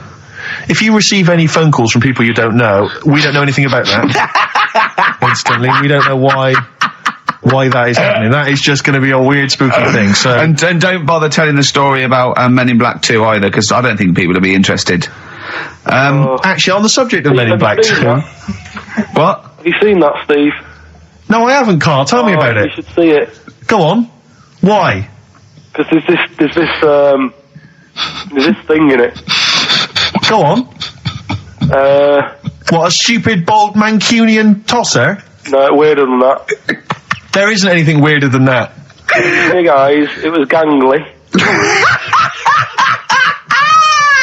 Keep talking. You've got to see it, because you wouldn't believe the likeness and that. You've got to check it out tonight. Right. It's not as weird, it had a normal voice, right? He's done yet, he's not even here! I'll tell you what, mate, it ain't worth coming in next week. Oh, stay on the line, Carl. Play a record player. Kings of Leon, Molly's Chambers. What do you think of that, Carl? Alright. There's a surprise. Another insightful remark. Steve is not a fan now. Not only does he know you've been slagging him off behind his back. No, I wasn't slagging Steve. If you get it out on the DVD tonight, you'll know I'm not slagging you off. It could be your brother. I love the fact that it makes it worse, but he's thinking you're going to go, oh, he wasn't slagging me off. It does look like me. I do think I'm an alien. I love the fact that you hope Steve will go, he's got a point. It's a spitting image. Yeah. I am, seriously, Carl, I'm really angry. I'm so angry with you at the moment. You haven't seen it yet? No, I know, because I know what it's going to be, and I'm just... Why? I'm fuming. I'll tell you why I'm angry, because he doesn't do it in jest. No, but what do you think it's going to look like? What do you think this thing's going to look like? It's going to look ludicrous. It's not going to look anything like me, but he's going to pretend it does. Go on, what? Go on. No, it does look like you. Yeah, of course it does. And you look like the human Z. Well, I mean, to be honest, you did a bit, Carl. You walk like him, you're bold like him, you got a sort of gormless face like him. Any more? I don't smoke. That does. Hang on, I'd love to have some monkey news, though. Go on then. Got any monkey news? Yeah, got some monkey news. Go on then. No, Rick, come on, cheer up. Well, it's just sort of like, he moans that he's got too much time on his hands, and he comes up with that Okay. shite. Monkey news, the jingle, please. Oh, chimpanzee that, monkey news. Okay, There's excellent. been quite a lot of stuff going on. There was a few bits in that Guinness Book of Records book that cost me 20 quid. Yeah, well, that's not news, is it? They printed that probably last September. No, so that's there's one in there. new music, new monkey news from last September. You're a lord. Come on. Waster. Please, Ricky, monkey news. Right, there was this monkey in a zoo in Brazil. Right. And there's a little man monkey, a little woman monkey, and You're a scientist, aren't you? Go on. and they said the people in charge were like, oh, wouldn't it be good if they had kids, Brilliant. right? So anyway, the chimps used to stand sort of, they'd have their little caves each, and they used to sort of lean on the fence having a bit of a chat and stuff with each other. Right? Well, Just gossiping, the equivalent sort of thing. Yeah. So anyway, they were getting on a storm, and like the zookeepers were like, Did you hear that cheapest chimps this week? I thought it was fascinating. Yeah, just gossiping, I understand. What's any monkey news? I don't know, let's tune in. What was some monkey news this week? Come on. It was from last September. so they were there was stood there having a chat, and the zookeepers were like, I wonder if they're ever gonna have kids and that. Yeah.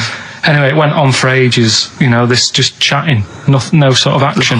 Blimey. So what the zookeepers did was they said, I know they'll have kids. Are we letting that go? They were just chatting. Are we just letting that go? We're letting it You know go. what I mean? Just doing whatever monkeys do. Okay. Right? So the zookeepers were like, I wonder when they're gonna, have some kids. Anyway, what they decided to do, to egg them on, bought one of them a suit, one a wedding dress. Right. Keep going. No, I'm not having it. Shut up, Gervais. Fade him down if he's going to interrupt. I want to hear the rest of this. They got married. So they got married? Yeah, they got married. Right. What? That's the end of it. This is why I don't. Right. That's the end of monkey news. That's the end of monkey news. Don't do that again. You've got no features left. Why don't you like that? Well, it's not a story. It's about two chimps chatting, which doesn't happen. The zookeeper's going, well, I wonder if they're going to ever have kids. Egg them on. They got married. That's the end of the story. What are you talking about? Hang on, just calm down. Let me just check that you didn't make a mistake there and didn't lose out. What do you mean you didn't make a mistake? Wait a minute, he may have just left out a fundamental piece of information. What, that the story? That would have made it into a story. Right. Let me just check the facts. So they bought them wedding outfits. They were married. Did they propose to each other, or were they just forcibly Don't married? encourage him. Just forced onto And it. then what was the outcome? Once they got married, what happened? They fell in love? Yeah. What? Whoa. It's not a marriage, Carl. Be quiet. It's not a real marriage. I don't know what you've got in your head. It's like the head of Homer Simpson. I'd go in there and there'd be a wedding reception and there'd be a couple of fights and they'd be talking about stuff. They got married. They fell in love. Did they have children? They're not back off the honeymoon yet. Play a record. You've got no features left. You've got one feature left and come back to film. You in the... Boo-hoo-hoo, it won't do. Listen to the Gallagher Boys and stop crying your heart out on XFM 104.9. No need to. It's monkey news. So there's the time. Time for monkey news. Can we have the jingle? Oh, chimpanzee that monkey news. I love the jingle. Right, well, Can we play that jingle once more? Yeah. let me cue it up. So, chimpanzee that monkey news. Oh, it's brilliant. Well, listen, it's from Steve. Okay. Right? Now, what it is this monkey, right? Yeah. Don't know where it was. Mm-hmm. But there's a bit before the monkey anyway, right? Jeez. Is this, no, listen. Shoot me. Right? It's a bank. There's this bank, right? Busy bank. Normal day, everything's going normal, right? Busy bank, people going in, doing what they do, seeing about mortgages and stuff. Yeah. Everything's normal, everyone's happy, right? Yeah. So anyway, it's quite busy one day. Fella comes in with a gun and a balaclava on. Up to no good. Right, I'll tell you now, Carl. If this fella turns out to be any ape or monkey related species, you're never doing this again. I'd never. So just, if you want to finish it, it's at your own risk. But if this fella who robbed the bank turns out to be a chimpanzee, that's the end of monkey news. Right? Okay, let's hear the end. It's a lovely day in a lovely bank. Everyone's happy. Everything's normal. A man comes in the balaclava. Man comes in. Is it a man? Starts waving a gun around. Shut up, Rick. Let him finish the story. Starts waving a gun around. Yeah. Right? Up to no good. So everyone's thinking, oh, God, wish I didn't come in here. It's not going to be a good day. How tall is the man? Shut up. Let's hear it. Everything, oh God, he's telling everyone to get down on the floor. Yep. In Everyone's what? In thinking- English? In English? Yeah. In English. So. Yeah. So everyone's panicking, everyone's getting on the floor thinking this is it, it's all over. Yeah. Just when you think, it's all bad news, Yeah. it's all bad news, doors swing open, little monkey wanders in. God, it's worse. Shut up, Rick. Little monkey wanders in, right? The robber's like, what's going on here? He's telling it to get down on the floor. I don't think it was taking any notice. No, right? it was just busy asking for coffee. It runs in. I don't know if it was going to withdraw or deposit or whatever. It wanders in, right? Goes up to the robber. Where did it come from? Shut up. Will you let him finish the story and then ask questions? That's only fair. Okay. Wanders in. Runs up to the fellow with the gun. Takes the gun and the bag of money off him. Everyone's like, yay, we've been saved.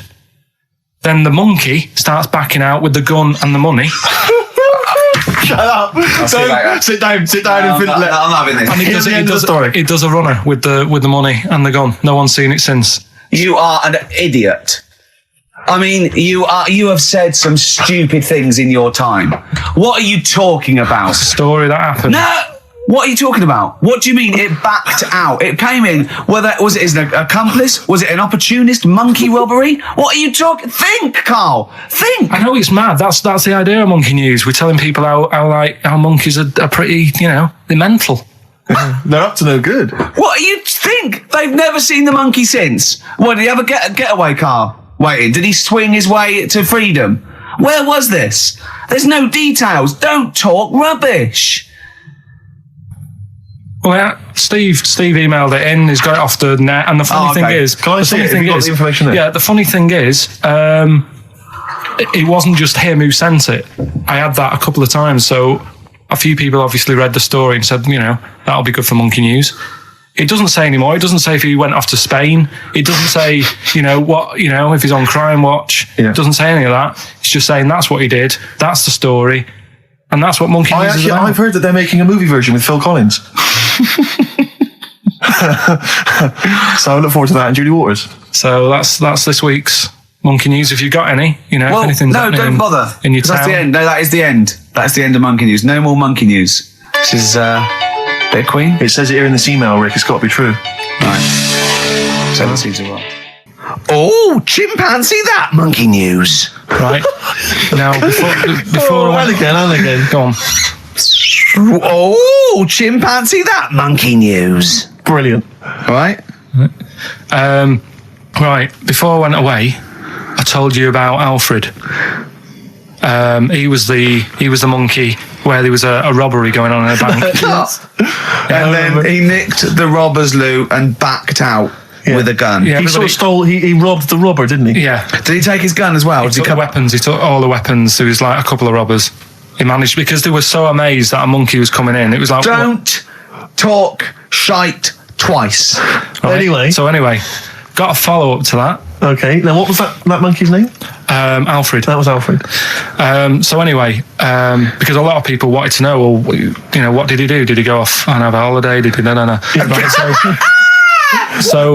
so the follow up is, what happened is the monkey had the guns, had the cash, which was $250,000. Sure. Right.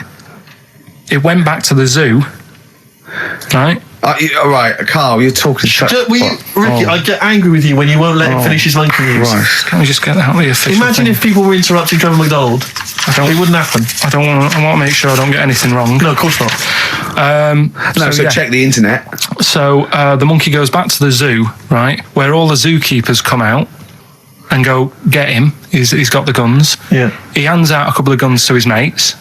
What? His monkey mates? His monkey mates. So they've all got a couple of guns each. Oh, Carl, Steve, I can't, mate. I cannot Just stand it. Honestly, I want to scream. Please, I really get annoyed with you.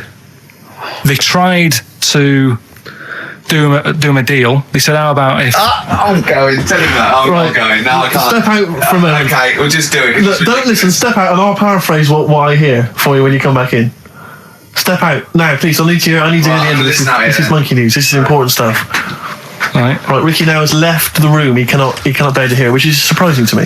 Right. So anyway, they've got the money and they say to the zookeepers, how about we'll give you some cash. Yes. And they go, Sorry, hang on. Sorry, the zookeeper said that to the monkeys. yeah. Right.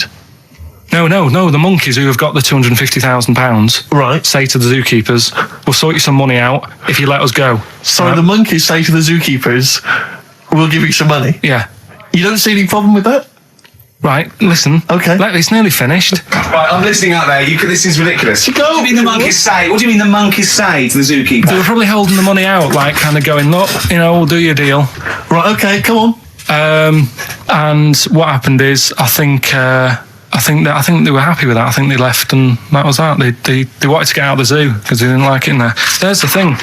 Right, I don't. Just have a look. Right, Carl, think. Right, how did they get out in the first place? This one.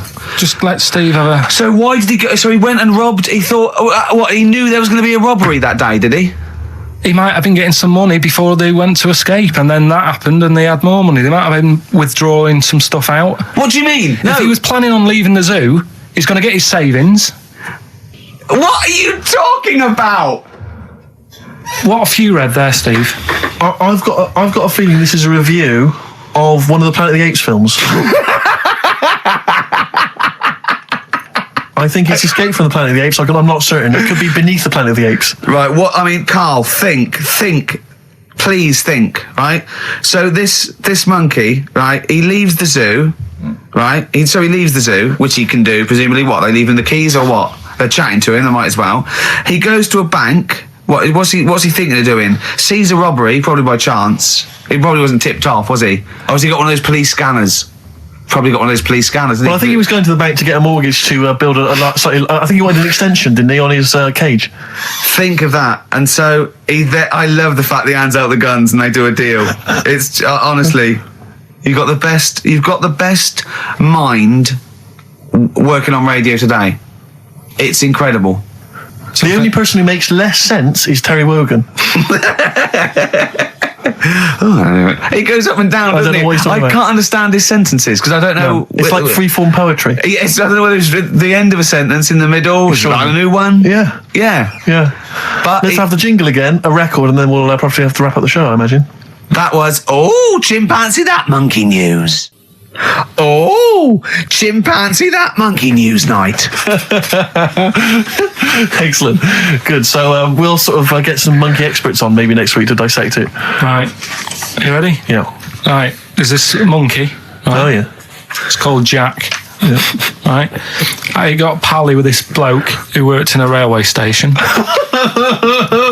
How? Pen pals? I don't know. I didn't say all that. I'm Internet, just telling you. internet. I'm not sure. Chat rooms on the internet.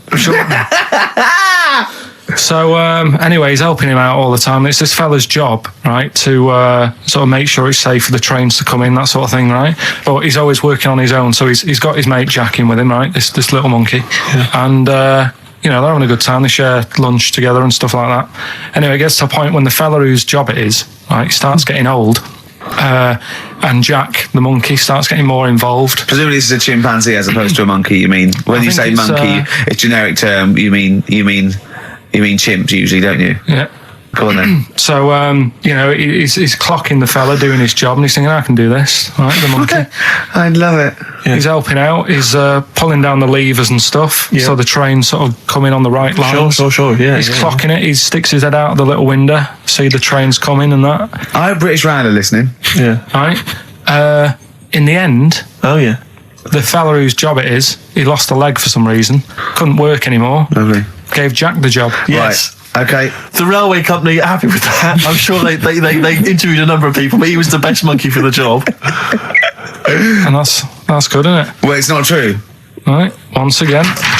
Well, it's not true. Don't hand Steve a piece of paper that someone put on the internet who is probably a bigger mentalist than you. That's not proof. It's not true. At no point did a railway company give a chimpanzee the job of signalman. It was ages ago. What? Steve, when was it? It was Before trains, probably. Well, it's in the 1880s, Yeah. according to this piece of paper, which is what you've based your monkey news on. Now, of course, I think ITN and a lot of the news channels, they tend to get lots of independent confirmation of their news before they give it out as fact. But you've got an email from someone, so let's assume that's real. It says, for this, Jack was officially put on the railway payroll, earning 2 cents per day and have half a bottle of beer on Saturday. That's what we pay you, isn't it? He doesn't even get the beer. Oh, dear, he's not allowed to drink, are you? Someone emailed in actually and said, Carl, some years ago, did you die? And they took your face and transplanted it onto that of a chimpanzee. It would make a lot of sense. I've never seen you. He always has t-shirts right done up and long sleeve. I bet he's hairy under there. Yeah. I bet you are hairy because you have to shave right up to your eyes. You're one of them, aren't you? And I can see the growth, and it comes out the top there. Are you really hairy underneath? Pretty hairy. Are you really? Well, what's wrong with that? You're a humanzee, aren't you? That's why you're fascinated with them, and why your IQ is sort of about 80. I think you might be. You might. I don't mean there was any. I think it was a genetic sort of throwback. Well, you're pretty hairy. Look at your arms. What? Just look, give me that banana and shut up. Play a record.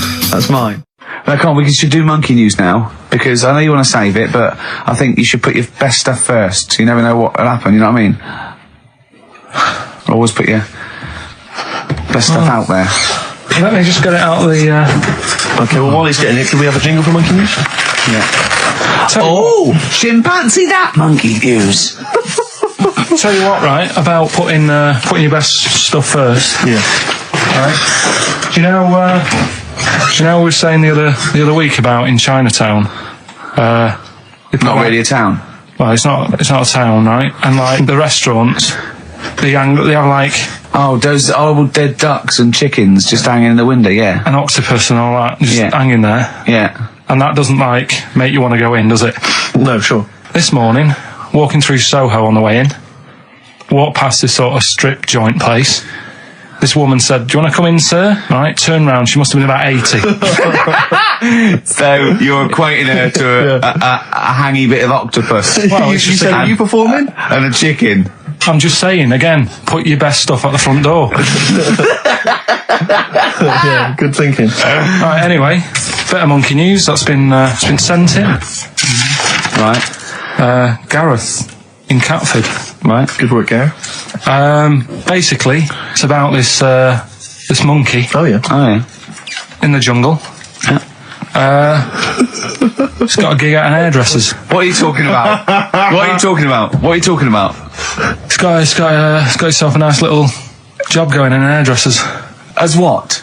It gets people sitting down, and what it does before the people have their hair cut, that it sort of sits there, and it goes through people's hair, makes sure it's clean, and people are loving it. Right, backtrack. So it's a pet monkey. It's nothing to do with it getting a gig in an hairdresser's. It's a pet monkey. It's not working at Monkey and Guy. Yeah. No, seriously, it's in there. I think it might have started off as a job, and then. So what does it say? It says junior £15, stylist £35, monkey £63. So I didn't quite follow. It's in the jungle. It was wandering about. Right. Maybe it did But start it looks good. Its hair looks good. Someone thought, hang Yeah, on. but never ever. You see, people make that mistake with hairdressers anyway. I always say, well, if the hairdresser's got a good haircut, go to where he's going. So, If we just go back to monkey news for a second. so anyway, that's why. Yeah, I didn't quite follow why he's still his salon is in the jungle, or where is it? No, he was doing what he does in the jungle, right? Right. He's walking about. He wanders into the hairdressers. Yeah. Maybe they didn't have him on like as a job straight away. He was just there. He was People said, training, "This is yeah. nice." He's sat there picking the knits. Carl, I don't know where to start. Then it's just it's the embellishment. You don't walk in. He walks from a jungle to an hairdresser's. I mean, you're an idiot. You really are. I'd love to see you try and get a job in an hairdresser if there was another monkey up for it. You'd never get a job. So he was good at that. People said this is relaxing. Apparently, he had really nice hands, soothing, right, on people's heads. They said, let's put him on the payroll.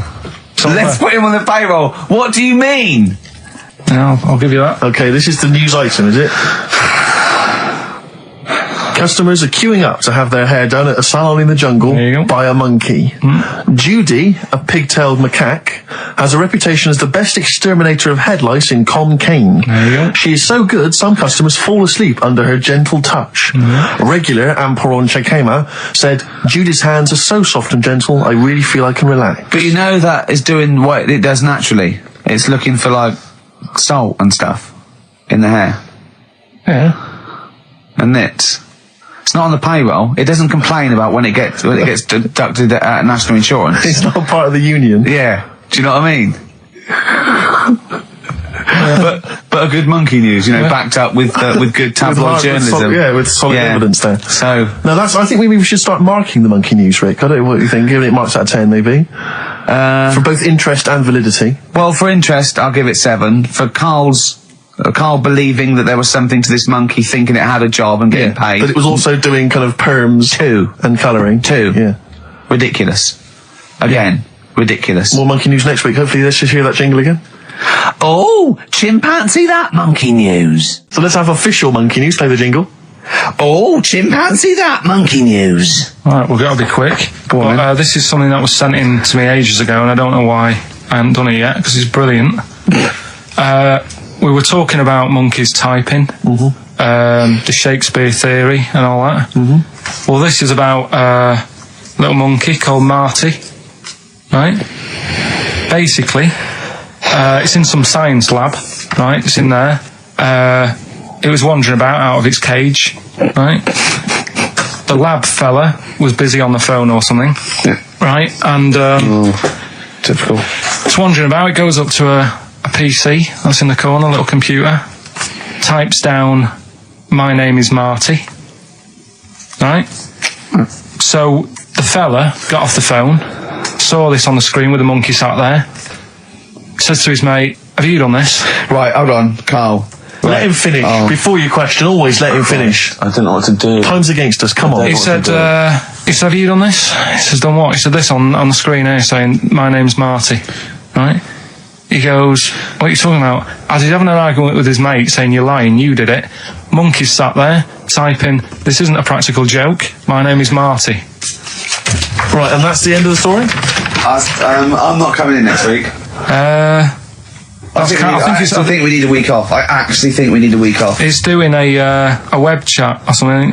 You can go online and have a chat with it. The monkey's doing a web chat? I don't know. Has he got his own website yet? His favourite Buffy the Vampire Slayer? I've looked at that. Right. Do you believe that, Carl? It's all there. No, but do you believe it? Do you believe that monkey could type that and then say this is not a practical joke when he's still arguing? Weird, isn't it? Oh. What do you reckon, Steve? Yeah, well, it's obviously a wind-up. It's a joke. It's not even... You haven't even got some of the facts wrong. It's just a wind-up. Have you noticed the date? Is it April the 1st? It is April the 1st. You are joking. That it was sent. You're an idiot, Carl. It was sent on April the 1st, Carl. So you're saying the monkey knows it's April the 1st, but you And don't it's doing believe... a wind-up, yes. Yeah, I think the monkey has thought, I'll do it on April the 1st so that people think that it's a wind-up. In actual fact, I am a monkey that can type and read. It's a shame you never went into investigative journalism. You could have brought down, the Watergate scandal. Poor Carl. Well, I was thinking of a song that sums us 3 up. Yeah? What are we? What do you think? How would you sum us up? Tricky. Well, young, gifted and black. True enough. Apart from a couple of them. Yeah, we're not gifted. No. And we're not very young. No, I'm certainly not. Shall we take a week off? Yeah. Should we maybe just knock it on the head altogether? We'll take a week off and see what happens. Okay. See you next... No, let's not see you next See you in week. a couple of weeks. Yeah. Cheers then, Carl. Alright. Is there some monkey news? Goes without saying. Of course. Does it really? That monkey news is safe, isn't it? It's not like, You're always going home with monkey news. You know it's there. Yeah. It's like songs of praise on the Sunday. well, it's that time. It's getting exciting. We've got Rockbusters results, but before that, a little bit of monkey news with, chimpanzee that monkey news. Karl Pilkington. Brilliant. Let's do it. I read that for a couple of weeks. Go on then. Alright, so, it's like this little monkey. Oh, yeah. Who lives in Morocco. Right, I'll just warn you now, you're on thin ice from last time, okay? So, make sure, is this real? It's been Don't say anything you would think about it. As you're saying it, think to yourself, oh, is that true? Do monkeys do that? Do they think like that? So, go on then. So anyway, yeah, so there's this magician in Morocco, right? He's got a little monkey working with him, right? The way it used to work, magician used to do his thing on stage, do a little bit of magic, people loved it. Then the monkey came out, had a little cap, walked around the crowd and stuff, got the money, had a good little team thing going on there. Yeah. So anyway, the monkey's name was 86. Right. Because back then there was so many monkeys, it was like, oh, what names, do you know what I mean, what names do you use, what do you do? So they just named them, right? So this little monkey... What, he had 86 other monkeys? No, it's just that because a lot of monkeys were sort of working back then, helping magicians out, you know, doing bits and pieces, busking, what have you. Well, Rick, you know how there's so many... why would there be a confusion with that? If he only had one monkey, where's the confusion? People would go, oh, I'm not going to go and see that, I want to see 86, he's the better monkey. Do you know what I mean? What does it matter? I don't know what you mean. Well, why do they need... Where was the confusion? With people going to the circus and going, what monkey are you going to go see tonight? I don't know. It wasn't a billing, was it, with a monkey? But Rick, it's just the same with humans. You know, there's so many humans now that we can't give them names anymore. Yeah, they all have to have numbers. Exactly, yeah. There's so many humans, you know, with 5 billion people. We can't give them names. It's impossible. But, you know, with a few monkeys anyway, number working... 22, go on. So anyway, there he is. 86. 86. With his hat. With his hat, walking around getting the money. Yeah. Anyway, the magician sort of, you know, thinking about moving on. Because in Morocco, he'd sort of done all the tourist traps. Sure. So he had a word with the monkey, said, how about we... See? No, let him continue. Think. Let him continue. He didn't have a word with the monkey. Let him continue. So what do you think about going over to Spain? Yes. Sure. So, the monkey was in agreement? So he said, alright, go on then. Right, so they get in the car, and, like the magician knew he'd have a bit of a problem on his hands because you're not meant to take monkeys out of the country. Yeah. Right? So he thought, right, what I'll do, I'll get a car, right? Right. Stick the monkey in a boot, right? Get on the boat and hopefully sort of, you know, stick it in some luggage and what have you. Yeah. We'll be over there, we'll be earning big money, everything's going to be great. So the monkey was like, brilliant. So they get in the car, they're on the way to the boat, and pull over at a petrol station. And just before filling it up, he opens up the boot and he goes, you all right in there? And it's like, yeah, it's sound. So he leaves the boot open so it can breathe and get a bit of fresh air whilst it's filling up. Goes in to pay the money. Yeah. Pays the money, goes, I'm just paying for the... Right, this monkey is not going to drive away in that car, or we're never doing this feature again. Carl, what happens? What's number 86 up to? So... 86. So, That's the ending, isn't it? That's the story. Come on, let Carl finish the story. It better not be. Brilliant. You're going to love it. Right, so he's in the petrol station, and he's going, right, I'll pay for pump 4. And the fella says, what are you talking about? Pump 4, isn't that a monkey? No. Sometimes I use numbers for monkeys, sometimes I use... No, I mean pump 4. Sure. So he says, what are you talking about? There's no car at pump 4. Right. Keep going. Sticks his head out of the door. Yeah. The monkey's giving it some. Went over to Spain on its own. I don't know what to do. Well, hang on, let's just get a couple of the facts right here. Right, what do you mean, couple of the facts, right? There are no facts. So, number 86 he drove to Spain. You are, honestly, Carl, you must know. It was an automatic. Right, Carl, you must know that is shit. There is no way a monkey... That's the thing with this He gets feature, stopped at customs. mental. How did he get through customs, Carl? Has he got a passport? No, he was sneaking about because he didn't have a passport. So he parked and then snuck through. Do you want the facts? Let me see it.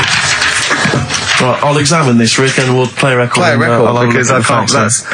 That's nearly as bad as the armed robbery. Right, go on. Yep. Play a record. Brilliant, better suede. Yeah, stay together. My favourite. One of 86's favourites. Is there any monkey news? I've got some, but just because it's not that good, something else I found out that I thought I'd share with you. Go on. I was looking in the Guinness Book of Records, right, because I thought they'll have something in there about monkeys or something, right? And there's a little monkey, I think it lives in Asia, right? There's loads of them live in Asia. Might just be travelling, but yeah. And something I found out, I don't know if they've got it right, and that's why I want to bring it up.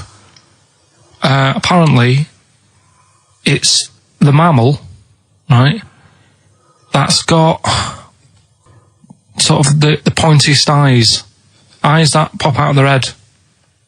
Steve.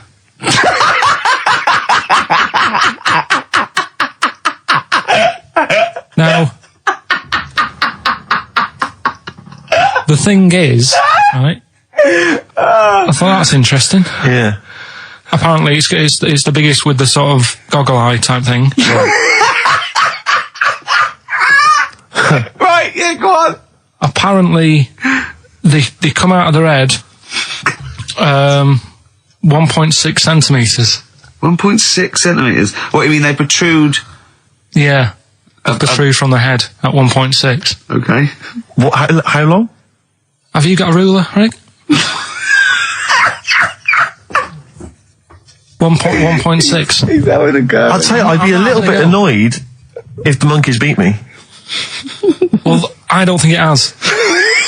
That's what I'm hoping. Is there anything we can... I mean, what's 1.6? Oh, can you... It's about... Drop your trousers. It's, about 3/4 of an inch. What do you think? I don't know. Have they got it right, or what? Maybe I should come down to Monkey World with you next week. So anyway, so that's not the monkey news, that's just something that cropped up, and... Sure.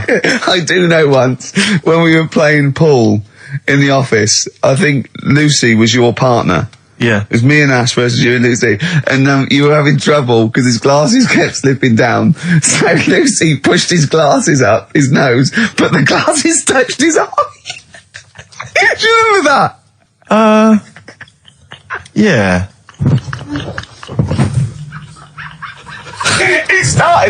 He started it. Well, you're the one who joined in. I know, and I feel bad now. Yeah. He makes me nervous when he goes, yeah. It's like, play a record. No, I'm just trying to think about which part of your fat, middle-aged physique I can pick on. The tits are big and Yeah, stuff. yeah. Oh, the belly. Sure. Oh, what do you think of that? Oh, that's... What is that? Play a record. But anyway, yeah, so today's isn't that happy, really. It's about some monkey, I think it was a chimp. Who's an ape? Go on. He tried to... I mean, the story sets off at a sort of a weird thing. Yeah. It's something about he went to Russia to do some business. What are you talking about, Carl? It jumped past that bit, though. It didn't start there. What are you... Do you know what I mean? It didn't tell you what he was doing. It just said, there's this monkey, went to Russia. To do some business. I know. Do some stuff. I don't know. Bit of monkey business. And, anyway, didn't work out. So, they were furious. We wanted a surgeon. You send us a monkey. Anyway, ended up being homeless.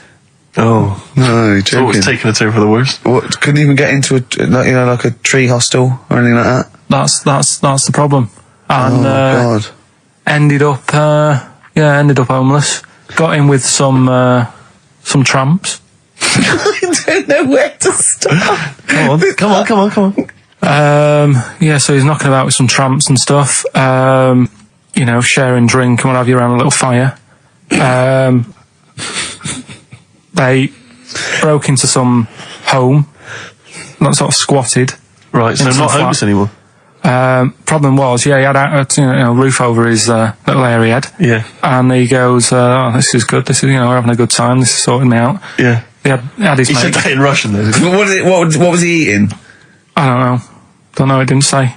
But they're in this house. Well, he could only be eating sort of like, fruit, nuts, vegetables. I mean, they classically sort of don't eat, pork pies and But they've got drink McDonald's coffee. in Moscow now, so... Sure. You probably chow down on that. Yeah. Anyway, there was a bust. What? This was There was a bust in the flat that they were squatting in. All the other tramps sort of knew what was going on, legged it, left little chimps out there, got arrested. And they thought it was a real fella at first. They were like, get him, he's obviously just a scruffy bloke who hasn't had a shave and stuff. Yeah. Hasn't shaved his back for a while. Or his face. Yeah. His head. Yeah. Got him down the station. And the boss was like, what's going on here? We've got a monkey here. He was like, what? So you've arrested a monkey. Well, so the arresting officers hadn't noticed all the way to the station that he kept slipping out of the handcuffs and was going for the entire journey. They didn't notice till they got there. What, did they put a hood over his head maybe and just like, you know? I don't know. I'll give you the story if you want. There's the headline. What is it? What's the headline, Steve? I don't want to see it, but... The headline, this is once again from supposedly reputable news organisation Ananova, homeless monkey arrested in Russia. Did you read on, or did you see the headline and make up that whole story? It's, most of it is there. What isn't there? What bit isn't there then? I think you know, Steve can have a look over it, check it out and stuff. Point out the embellishment for me, Steve, will you? Well, what it doesn't say is that the police didn't realise it was a monkey. That's what I was guessing. Really? That they got it back and said, what are you doing? We've got a monkey here. And they go, yeah? Yeah. Oh, God.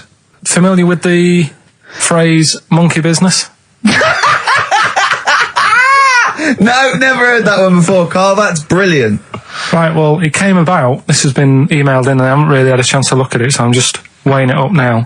Oh, God. Yeah. This is a big shambles on air, isn't it? Really? I'm ashamed of it. I mean, what was Dr. Fox? Dr. Fox must have been really polite. He must have been thinking, I don't know how to put this. He must have wanted to scream and go, you shouldn't be in the radio authority. My parents listen online. I can't look them in the eye. Right, I think I've weighed it up. Long time ago, right? Yeah. In the olden days, yeah. In the Amazon jungle. Yeah. Right? Yeah. Little family of monkeys in there. Mm-hmm. Right? Having a good life. Right? Didn't have any predators in there. Right? So, they were loving it. Yeah. They had a load of food around them. They had loads of banana trees. Yeah. Right? No, I don't think so. No, they did. Sorry. Everything's going great, so they're happy in that. They go to bed. Okay. Wake up in the morning, load of bananas gone. Ooh, hang on, interesting. Hold on, wait a minute. So... Either your dad's been around, or... This isn't the great Amazon banana robbery, is it? So anyway, turns out it was another load of monkeys from another part of the island, from the rough bit. From the rough bit! I love it! They went into a middle class area. Oh, they're the ones with the earrings and the leather jackets. Oh, that is brilliant! From a rough part of the island. So the monkeys thought, well, there's no point getting into a fight with them because they're harder than we are. Yeah, Yeah. of course, and they carry chains. So, I love all this conjecture. Got flip knives and tattoos. Yeah, go on. so basically, they said, let's do some business with the bananas. Let's do some business with the bananas. This is shit! This is... What are you talking about? Oh, Christ! Right, calm down, we haven't got much time left. Oh, God! What do you mean this is... Forget it. No, don't forget it! Carl, do not press seriously. that! Switch the record off. Switch the record off. Christ. Switch the record off, Carl. What are you talking about? What do they do? Oh. Let's do business with the bananas. Yeah. So they said, well, rather than them coming robbing them, we'll flog them. So that put a stop to it then. The monkeys came, they didn't have money. They said, give us some give us some bananas. And it says So what, they exchange bananas for bananas? for berries and nuts. So that's where the phrase monkey business No, it's comes from. Little business to set up. Right, there, God. That's the end of that as well. So that's the end. That is a shame. That's the end of Rockbusters and Monkey News. Well done. You've done it in one show.